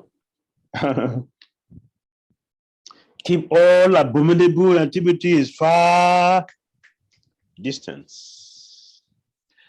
Yeah, you wanted to know the connection? This is a connection to chapter 3. Thank you, Maharaj. Wanted to know, this is a connection. In chapter 3 is going to begin from here. This verse. Thank you. Thank you, Maharaj. Keep all abominable activities far distant. Arjuna is going to respond to that. Yeah, now you want me to stop fighting because fighting is abominable. Krishna said, no, you don't know, you don't understand. So chapter 3 begins from there. But that is the only fruit for those who want to enjoy the result, the activities. Hmm?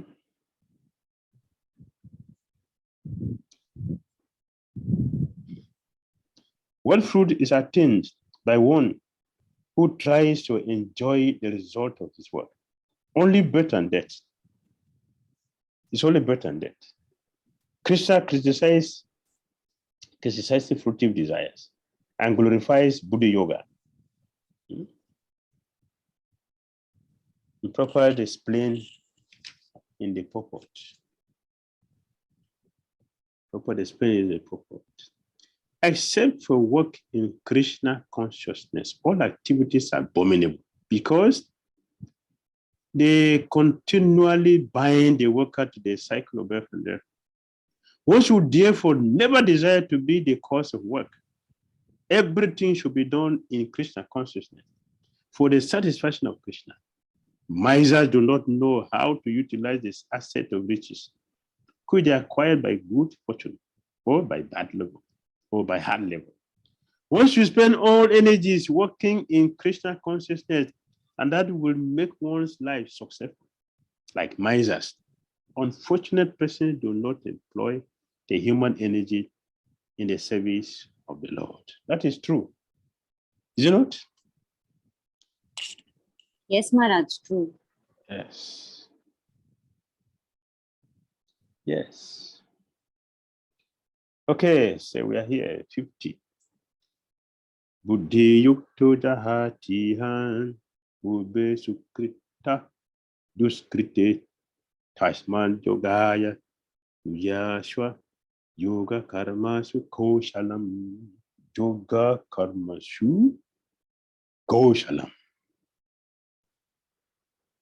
Koshalam. A man Yes. engaged in devotional service rids himself of both good and bad reaction, even this in this life. Therefore, strive for yoga, which is the art of all work. Very good. Very good. No one can stay in this material world without being sinful. No one. No one can stay in this material world without being sinful. Especially the way the condition shows. The only way one can be free from sins is by surrendering ourselves to Krishna.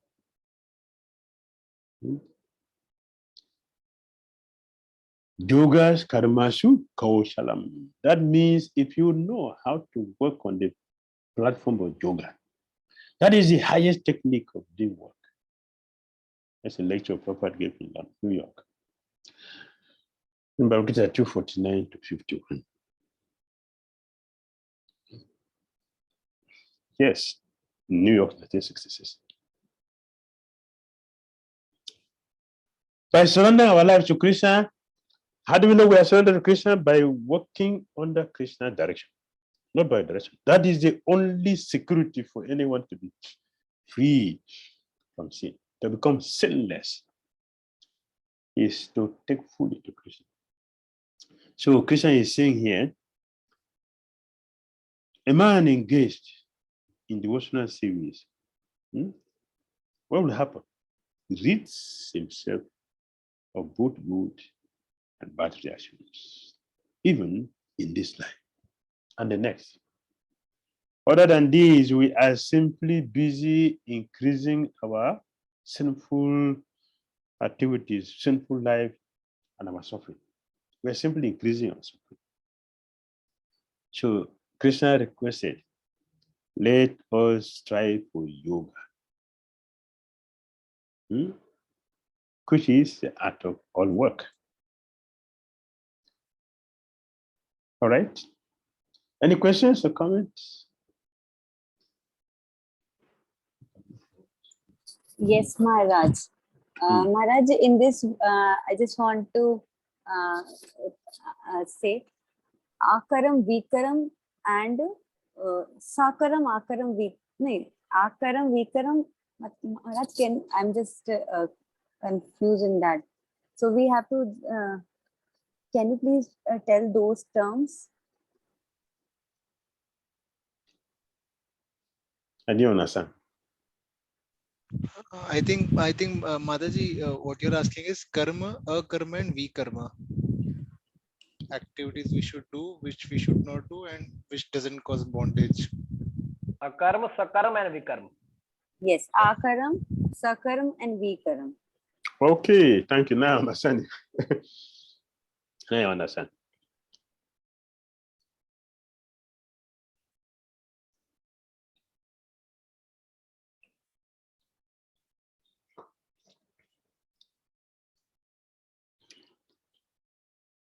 Karma.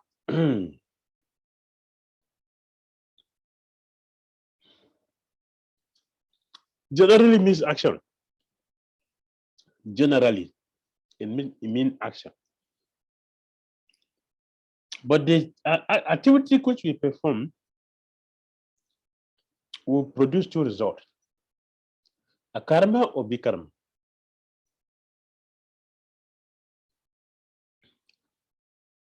A karma means activity which we perform in Krishna consciousness. There's no result. Means there's no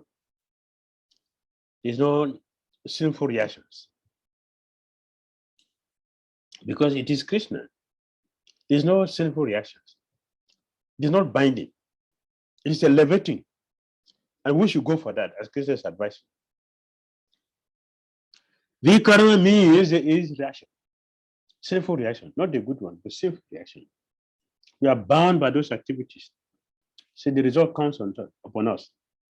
Whether they will say, we're saying that we are victimized by the sinful activities which we, we do perform. Victimization comes from the sinful activities which we do. That is vikarma. Karma means there's no reaction. That is Krishna consciousness. There is no bondage. There's no bondage in that. Like the beginning was 51. Janma Bhanda Vinirmuktaha. Liberated from the bondage of birth and death. What is that? That is a karma. Activities for Krishna. It doesn't bring any sinful reactions. Therefore, we have to check our activities, karma. What would be the consequences? That is the importance of studying. And that what makes a devotee different from others. The non-devotees, they jump into action without looking into the consequences because they don't know. They are fools. Why they don't know? Because of their attachment to self-realization, they are bereft of his knowledge. But the devotee will carefully check if I should do this I'm about to do now. What would be the result? Will it benefit me? Will it benefit anybody? Or it is destructive? A devotee must carefully check our activity before we do it. We must check all our activities before doing it. Will it benefit the whole world? Will it destroy anyone's desire in Christian consciousness? Something. We must check and see. Will it benefit me? Will it benefit me? Will it benefit others? Not just benefiting me alone, but will it benefit everyone? That is a devotee's life. The non-devotees, they don't care. They just jump in there and the consequences come to be victimized. Everyone is being victimized by material energy. Therefore, there is a constant struggle how to undo the miseries material energy imposes upon us. Karma bandha.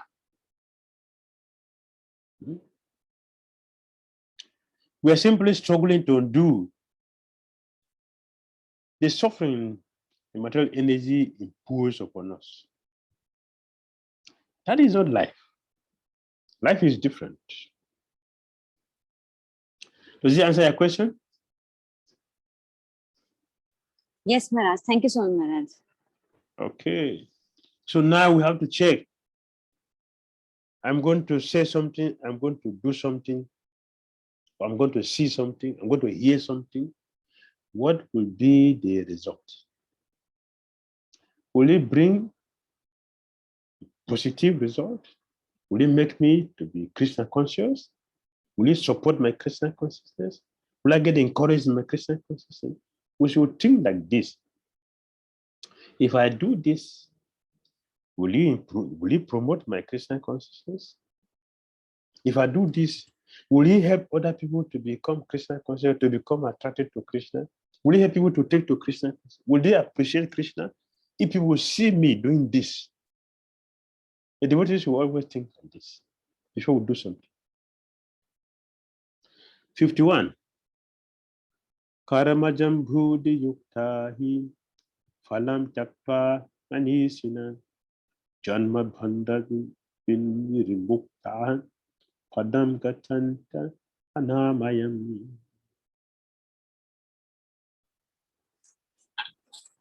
By thus engaging in devotional service to the Lord, great sages or devotees free themselves from the result of work in the material world. In this way, they become free from the circle of birth and death and attain the state beyond all miseries by going back home, back to Godhead. Haribol. Haribol. Back to Godhead. Ki Jai. Jai. So we have the solution. What is the solution? By engaging in devotional service to the Lord. By engaging. Janma Bandha Vinirmukta, liberated from the bondage of birth and death. How? By performing detached work. By performing detached work, what will happen is that we realize knowledge of the soul. That is the benefit of following the scripture. If one follow the scripture or gratify the senses based on the scripture, one becomes purified. If you do our work with detachment, we become purified. With that purification, we will develop knowledge. Gradually, knowledge of the Lord will lead us to surrender. Renunciation is based on wisdom. Renunciation is not for foolish people. It's not foolishness. Renunciation is based on knowledge, wisdom. That one knows what I'm going to get by this. Like we just mentioned before, we should check our activities very carefully before we perform, because we know what will be the result. If I do this, what will be the result? Will I develop knowledge? And how do I know that one has got knowledge? This is just we surrender. Once we surrender to Krishna, become free from material world. One become free from material world and attain liberation by going to Vaikuntha. As Papa said, going back to Godhead. Is it clear? Yes, Maharaj. All right. Yes, Maharaj. Okay, and we're entering into topic 5. Krishna is going to speak about Sita Pragya.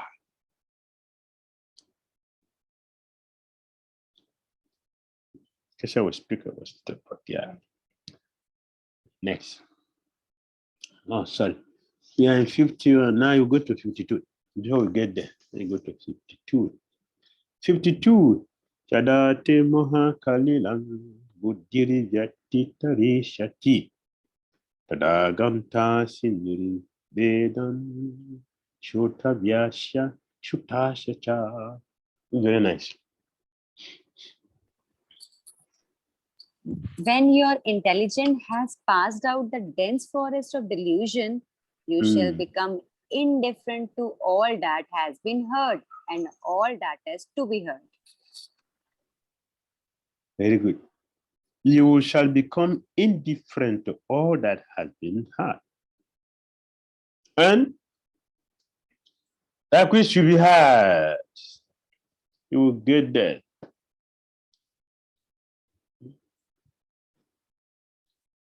It's like Vishnu Chakravarti. How we attain fruitive benefit is described in the Karma Kanda section of the Vedas.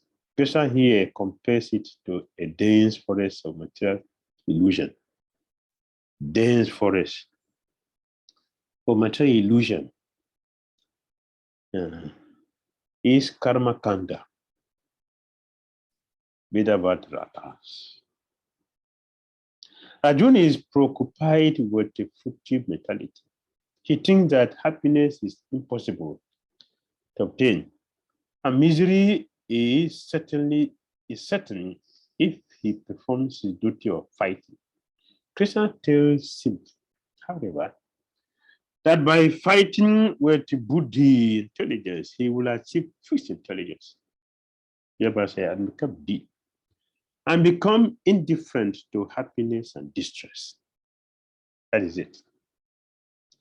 All become indifferent to happiness and distress if we engage our fighting ability in serving Krishna, who will transcend the mood of darkness. So Krishna continued in text 53. Shruti vipratipanate yada sasati nischalan samado achala buddhi tada yogam abhapsyasi. When your mind is no longer disturbed by the flowery language of the Vedas, and when it remains fixed in the trance of self-realization, then you will have attained the divine consciousness. Very good.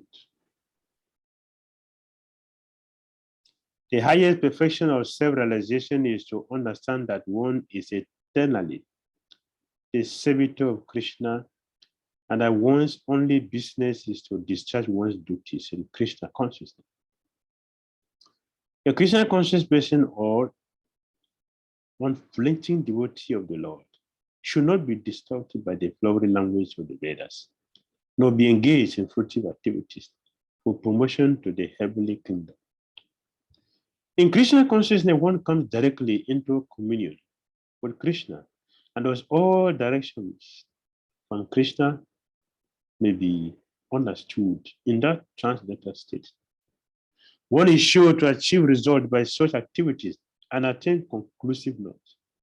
One has only to carry out the orders of Krishna or his representative, the spiritual master, and we are there. After hearing all this from Krishna, Arjuna will pose very valuable questions, very, very valuable questions to Krishna. 54. Topics 5.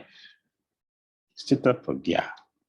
Become fixed in Krishna consciousness. This is going to take us from here to the end for this chapter. 54. Krishna will give answer to the last text, 72. Arjuna uvacha sita pragya sakha basa samadhi sashake shavan sita dhi kim pabhasetan kima sita pajeta kim. Arjuna said, "O Krishna, what are the symptoms of one whose consciousness is thus merged in transcendence? How does he speak and what is his language? How does he sit and how does he walk?" Very good. Thank you. So, very, very powerful question, is it not? How Yes, many questions are Maharaj. here? How many questions are here? 3, 4, 5. 5 questions, Maharaj. Hmm.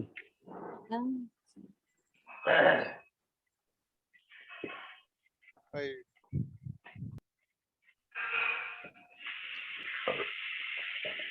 You can name them for me. Can you name the question for me? What are the symptoms of one whose consciousness is thus merged in transcendence? This is the first question. Next, how does he speak? Third, what is his language? Fourth, how does he sit? And fifth, how does he walk?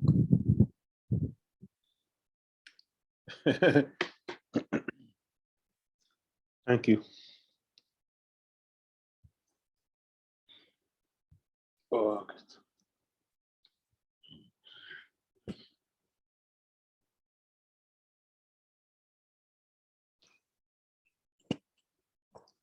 Karasa. Stita pragya.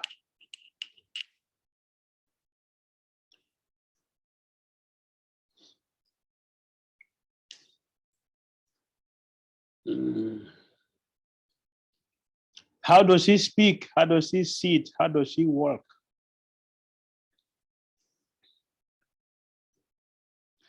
We don't know how somebody sits.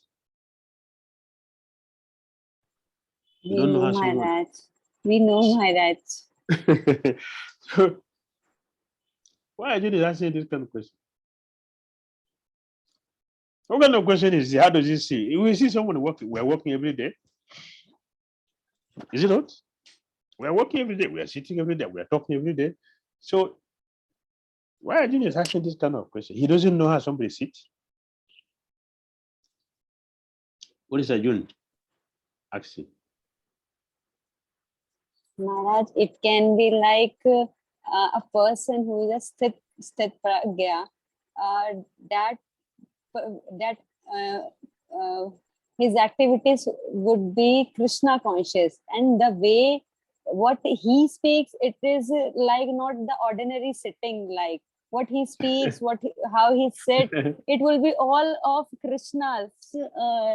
Everything will be every activity will be Krishnized actually. So that would be very high. So Arjun is very curious to know that how Sthit Pragya person speaks, sit and walk.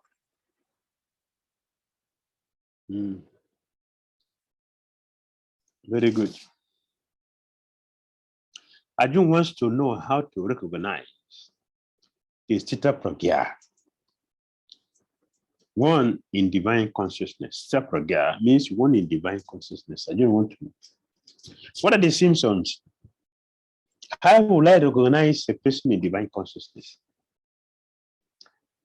So he asks, what are the symptoms? How does he speak? How does he sit? How does he walk? So for me, I have, what are the symptoms of a person in divine consciousness? How does he speak? How does he sit?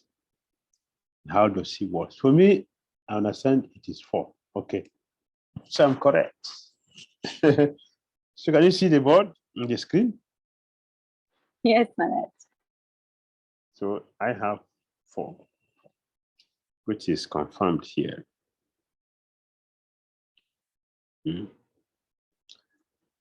Kabasa. What are his symptoms? What are the characteristics of a a state of pragya, a person in divine consciousness. Kim Prabhasita, how does he speak? Krishna gave the answer in 56 and 57. The first answer is in 55. The second is in 56, 57. Kim Prabhasita, how does he sit? 58 and 59. Rajita Kim, how does he walk? That is 64 and 71. Most important seems to Prabhupada mentioned it. So these are the 4 questions I didn't ask. And the Prabhupada is sitting here, Prabhupada is speaking, Prabhupada is working, showing us the way, all the way. Prabhupada is showing us all the way. So Vishnu Chakravarti Thakura explained that Arjun's first question is, how is one who is transcendentally situated, Chitta Pragya, described? What are his characteristics? Krishna answers this first question in text 55. Although this question seems to deal only with such a person's external behavior. So Vishnu Chakravarti Thakura reveals each question in internal meaning. Not just external. That's why I asked you, because I didn't know how a person is. All of us know how somebody sees, how somebody walks, how somebody speaks. So these are external, but they are not just external. They have internal meanings. Vishnu Chakravarti Thakura explained.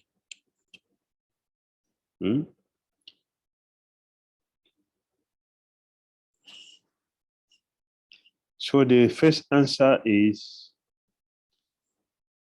this what? What's the first answer? 55.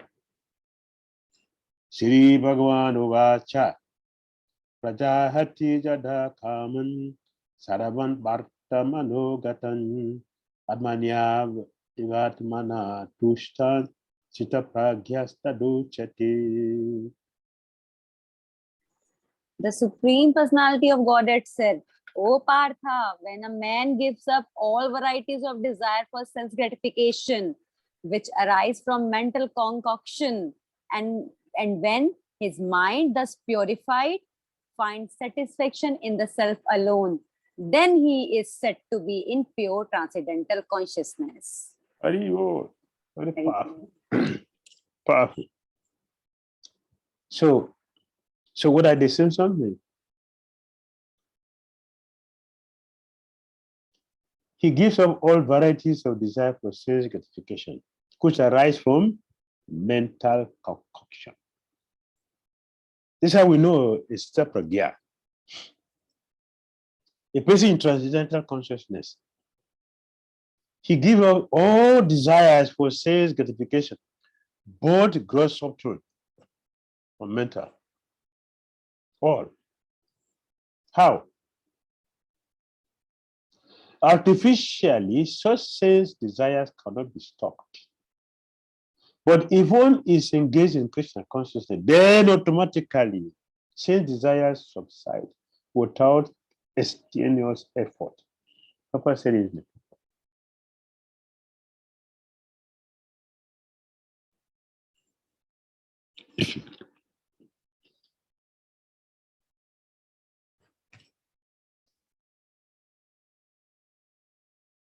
Artificially, we cannot stop sense gratification, a sense desire, because desire is part of the soul.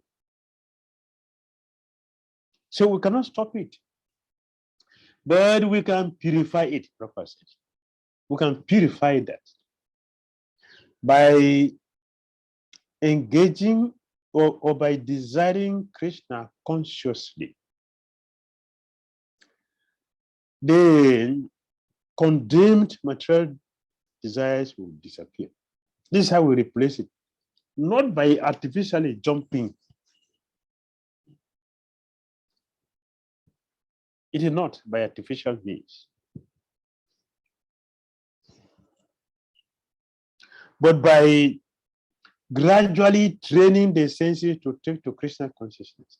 Our desires to be Krishna conscious desire.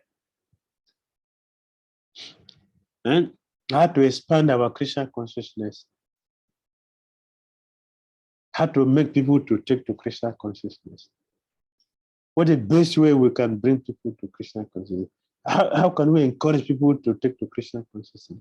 This is desire. They are all desires. The Prabhupada said, I can sit under a tree. I'll say Hare Krishna, no problem. But who in Kali Yuga is going to come to me? Who will come there? Therefore, let me have a very magnificent marble temple. Thousands of people will come. See, all over the world. Thousands of people troop into a Krishna conscious temple. Many are going there because of the building, to go and see the building. But while they go there just to see the building, they will be forced to hear the holy name. The Christians are going to be forced to hear the holy name. They are getting Krishna conscious. They will be forced to take prasada. They will be forced to see devotees dancing the kirtan. This way they get purified. This is devising many ways to bring people to Krishna consciousness. It's desire. So I said, but if one is engaged in Krishna consciousness, then automatically, since desire subside without a strenuous effort. We don't have to go and sit to the Himalayas and say, no more simple desire will pass from my heart. It's not possible. That's artificial. Will be uprooted from our so-called artificial way and come back to do the same nonsense in which we have given up in the first place.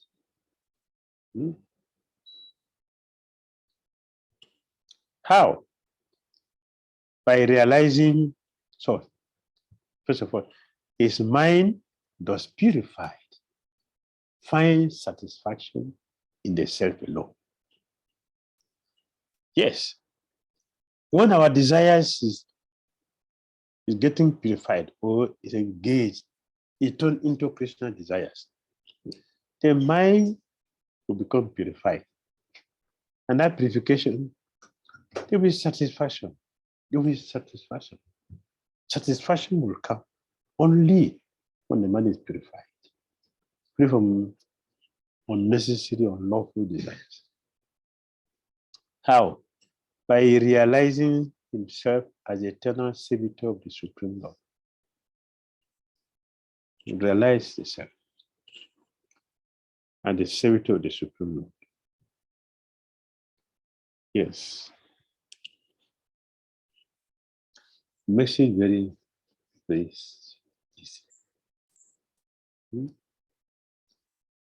The Sthita Pragya reveals his position by having no material affection. He is detached from both happiness and misery. Rather, he is fully satisfied by fixing his consciousness on the self.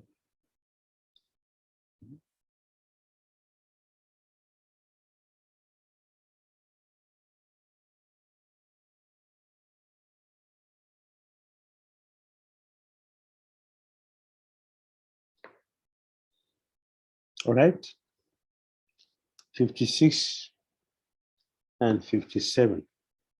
Maharaj, can I ask one small thing?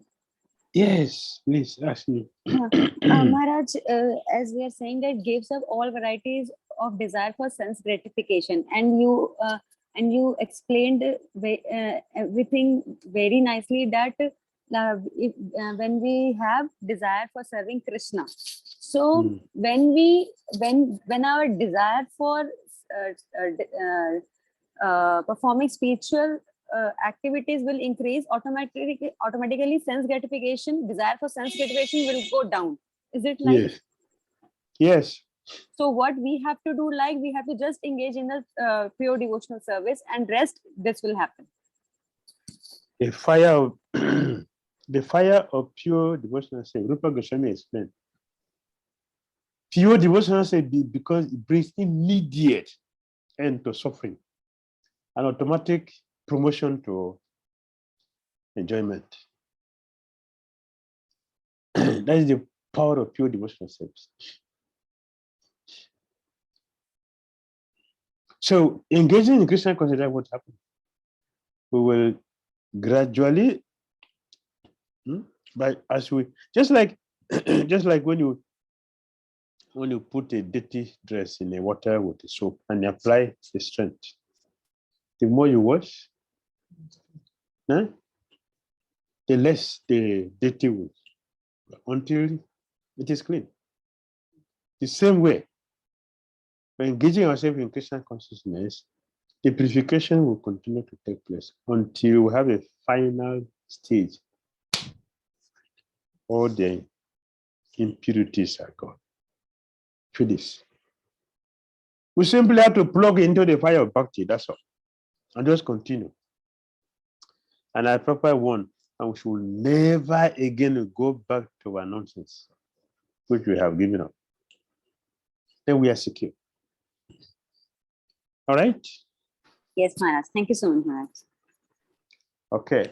So now, second question is answered in 56 and 57.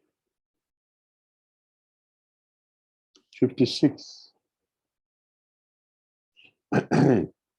Dukeshwanudukna manaha Shukeshu vigata sprehan Vitaraga bhaya krudha Sita dhir muniro chate.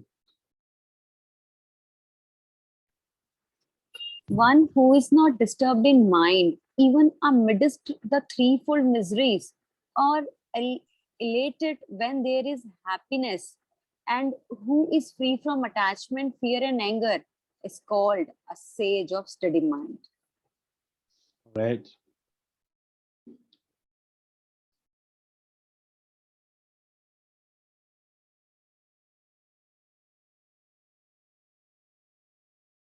So here Krishna is telling us the nature of Sita Pragya. So what does it mean? The simple way to explain this is, how does a Sita Pragya respond to stimulating situations? How does Sita Pragya respond to situations?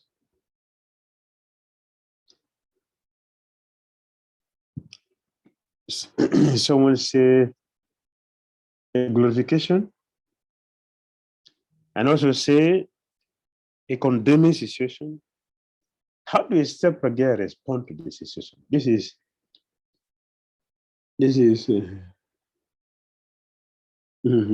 56. 56. How does he respond to stimulating situations? You understand? Yes, Maharaj. He will be equipoised. That is a Sita Pragya. When one is equipoised, that's certainly means Sita Pragya. How does he respond to situations? When something happens, either good or bad, how does he respond? So Krishna will give you an answer. He is not disturbed in mind, even amidst the threefold miseries. How does he accept miseries? He accepts all miseries at the mercy of the Lord, taking himself only worthy of more trouble to his past misdeeds.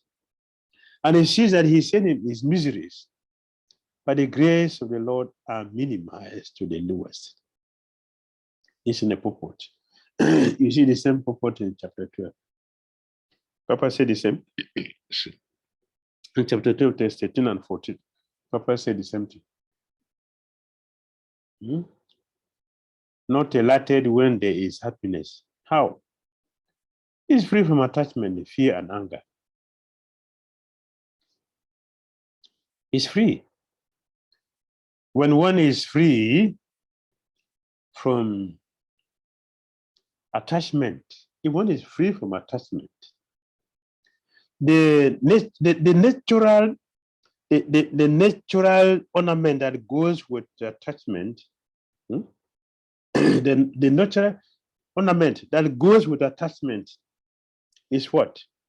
Fear and anger. So if one is free from attachment, you also notice that the person is free from anger and fear. That's natural. When there is a situation for happiness, like we had Gaur Kishore, that Babaji Maharaj. Gaur Kishore, Babaji Maharaj. You ask, you glorify him. What is sincerely or flattery? He would never say thank you. If you condemn him to any extent, he would never say anything to you. But he never look at you. That is Gaur Kishore Babaji. Never. Completely stood up like yeah. How? 57. Jaha sarvatra na disnehas tat prapya shubha shubhan nabinan tatina dvishti tasha pragya pratishtita.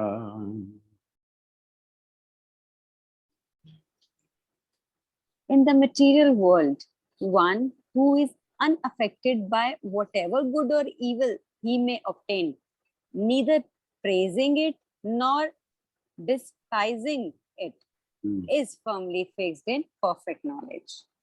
Right. Right.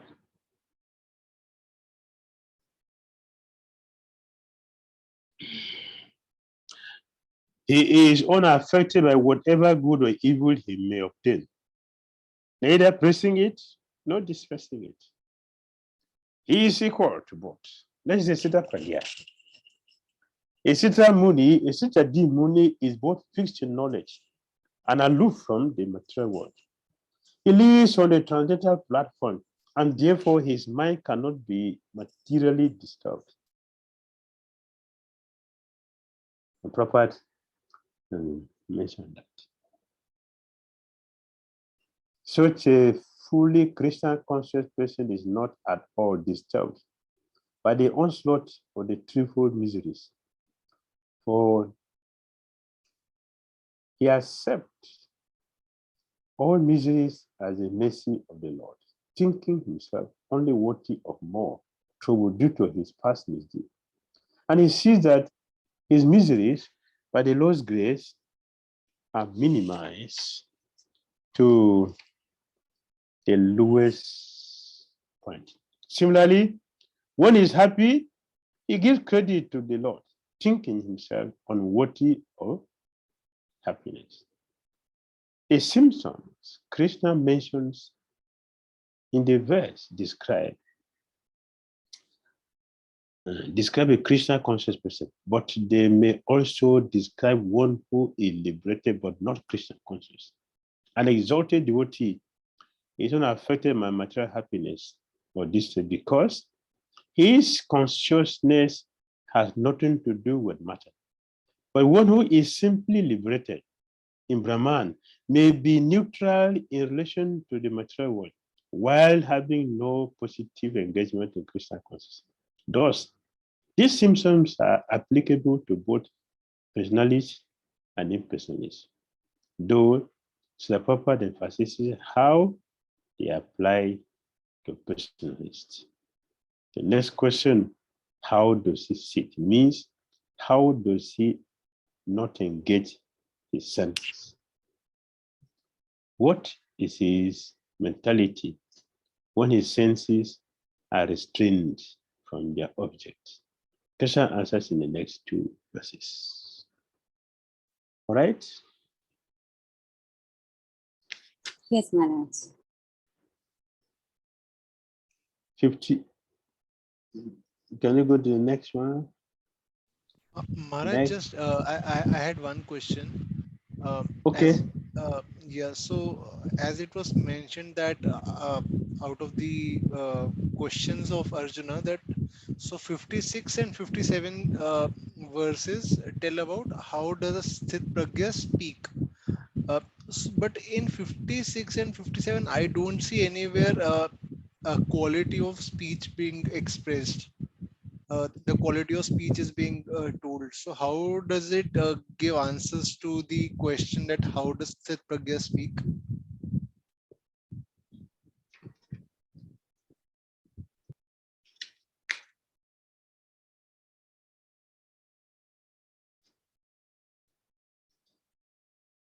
It means how does he respond to stimulus? I repeated that many times.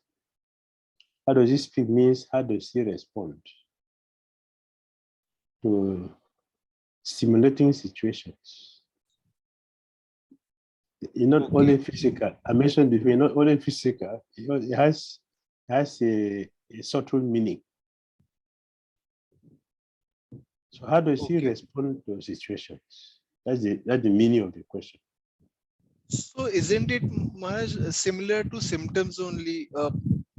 Like the first question, ka bhasha, that what are his symptoms? So here again we are talking about symptoms only. They are quality. It's an action. The symptom is there, but these are actions. It is an action, not just symptoms. If you respond to something, this is action. I am going to answer the call or the question he asked.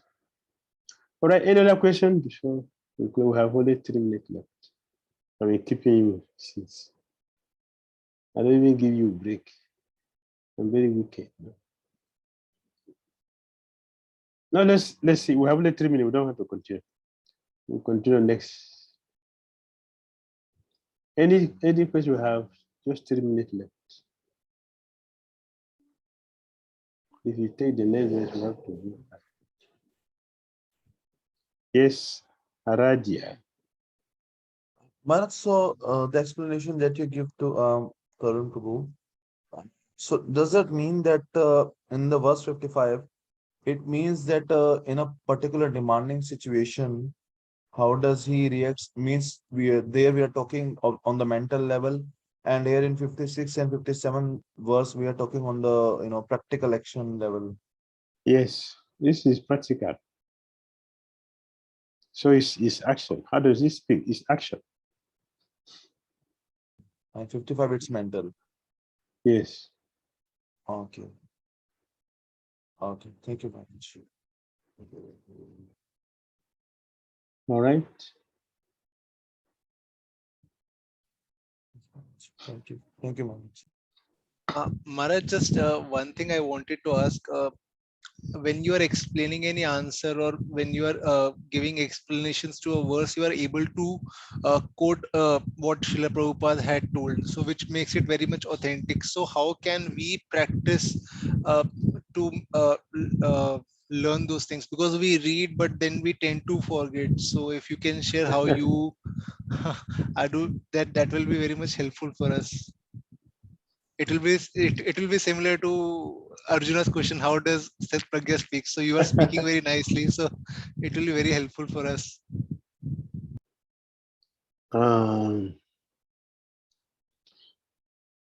If you want to,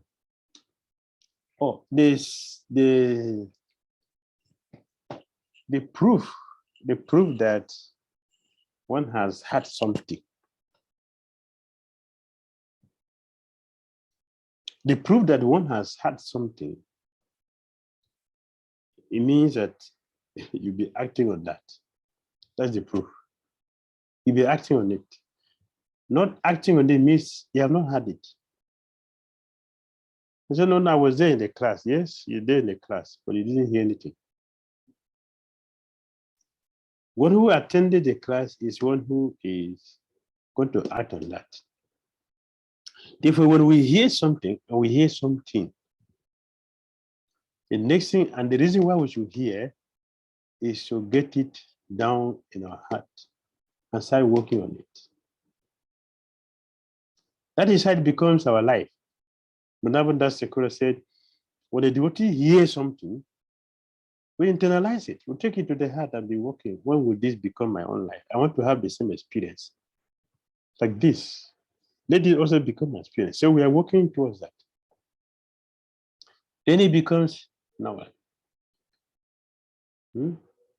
Not that, okay, we just had a lecture and we're told what to do. That's all right. I'll do it next life. That means you don't hear. It doesn't make sense to us yet. So Govindam Maharaj, he gave a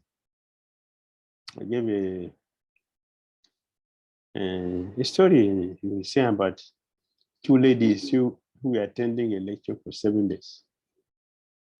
The two ladies. They attended the same class, the same person was speaking for 7 days. And the person was repeating. When you have a trouble to swim across the ocean of material in a material world, the ocean of material existence, to swim across the material existence, we cannot do it on our own. Therefore, we have to bring in Krishna to help us. How to do that? We have to chant Krishna's name. The speaker was repeating this for the whole 7 days. You see what that is? Also, for 7 days, we're repeating this. And many thousands of people attending. And particularly these two ladies were there. So one day, there was a heavy rain. Heavy rain. The river they do cross to come for the lecture, that day it was full because it was heavy downpour. It was full with heavy current. Both two ladies attended the same lecture for the 7 days. And they had the same thing. So when they got to the river, what to do? Both of them jumped inside there, and the other ladies started chanting what's the start. See, remember, the speaker said we should chant the name of Krishna, we'll cross the ocean of material existence. So she chanted, and that's how she crossed. The second lady jumped in there, she got drowned. She was crying, help, help, help. She said, no. The lady said, you had a lecture, chant and you cross. The lady was shouting, you are a fool. Who is a fool? You were getting drowned, the person who swam across. So she got drowned because she didn't hear. So after the two ladies attend the same class for 7 days, which of them attended that lecture? Which of them? The one who swam while chanting the name of the The Lord. one who swam, chanted and swam across. The one who had. Did the speaker took her to one side and gave her a secret? No, he spoke everything in the same class, open there. Just like here, a few days ago, we also asked, Krishna spoke Gita in the middle between Arjuna and Dhir. Dhir didn't hear one word from Krishna. So hearing means they will act on it. Arjuna he acted on it. He succeeded. Dhir didn't hear, so he didn't act on it. He failed. He was killed. So we should hear and practice everything that we have heard by repeating it. Hare Krishna. Thank you, Maharaj. Srimad Bhagavad Gita Siddhis Ki Jai. Srila Prabhupada Ki Jai. Yeah. Hare Krishna. Hare Krishna. Thank you so very much, Maharaj. Hare Guru. Thank you, Maharaj. Hare Krishna. Hare Krishna.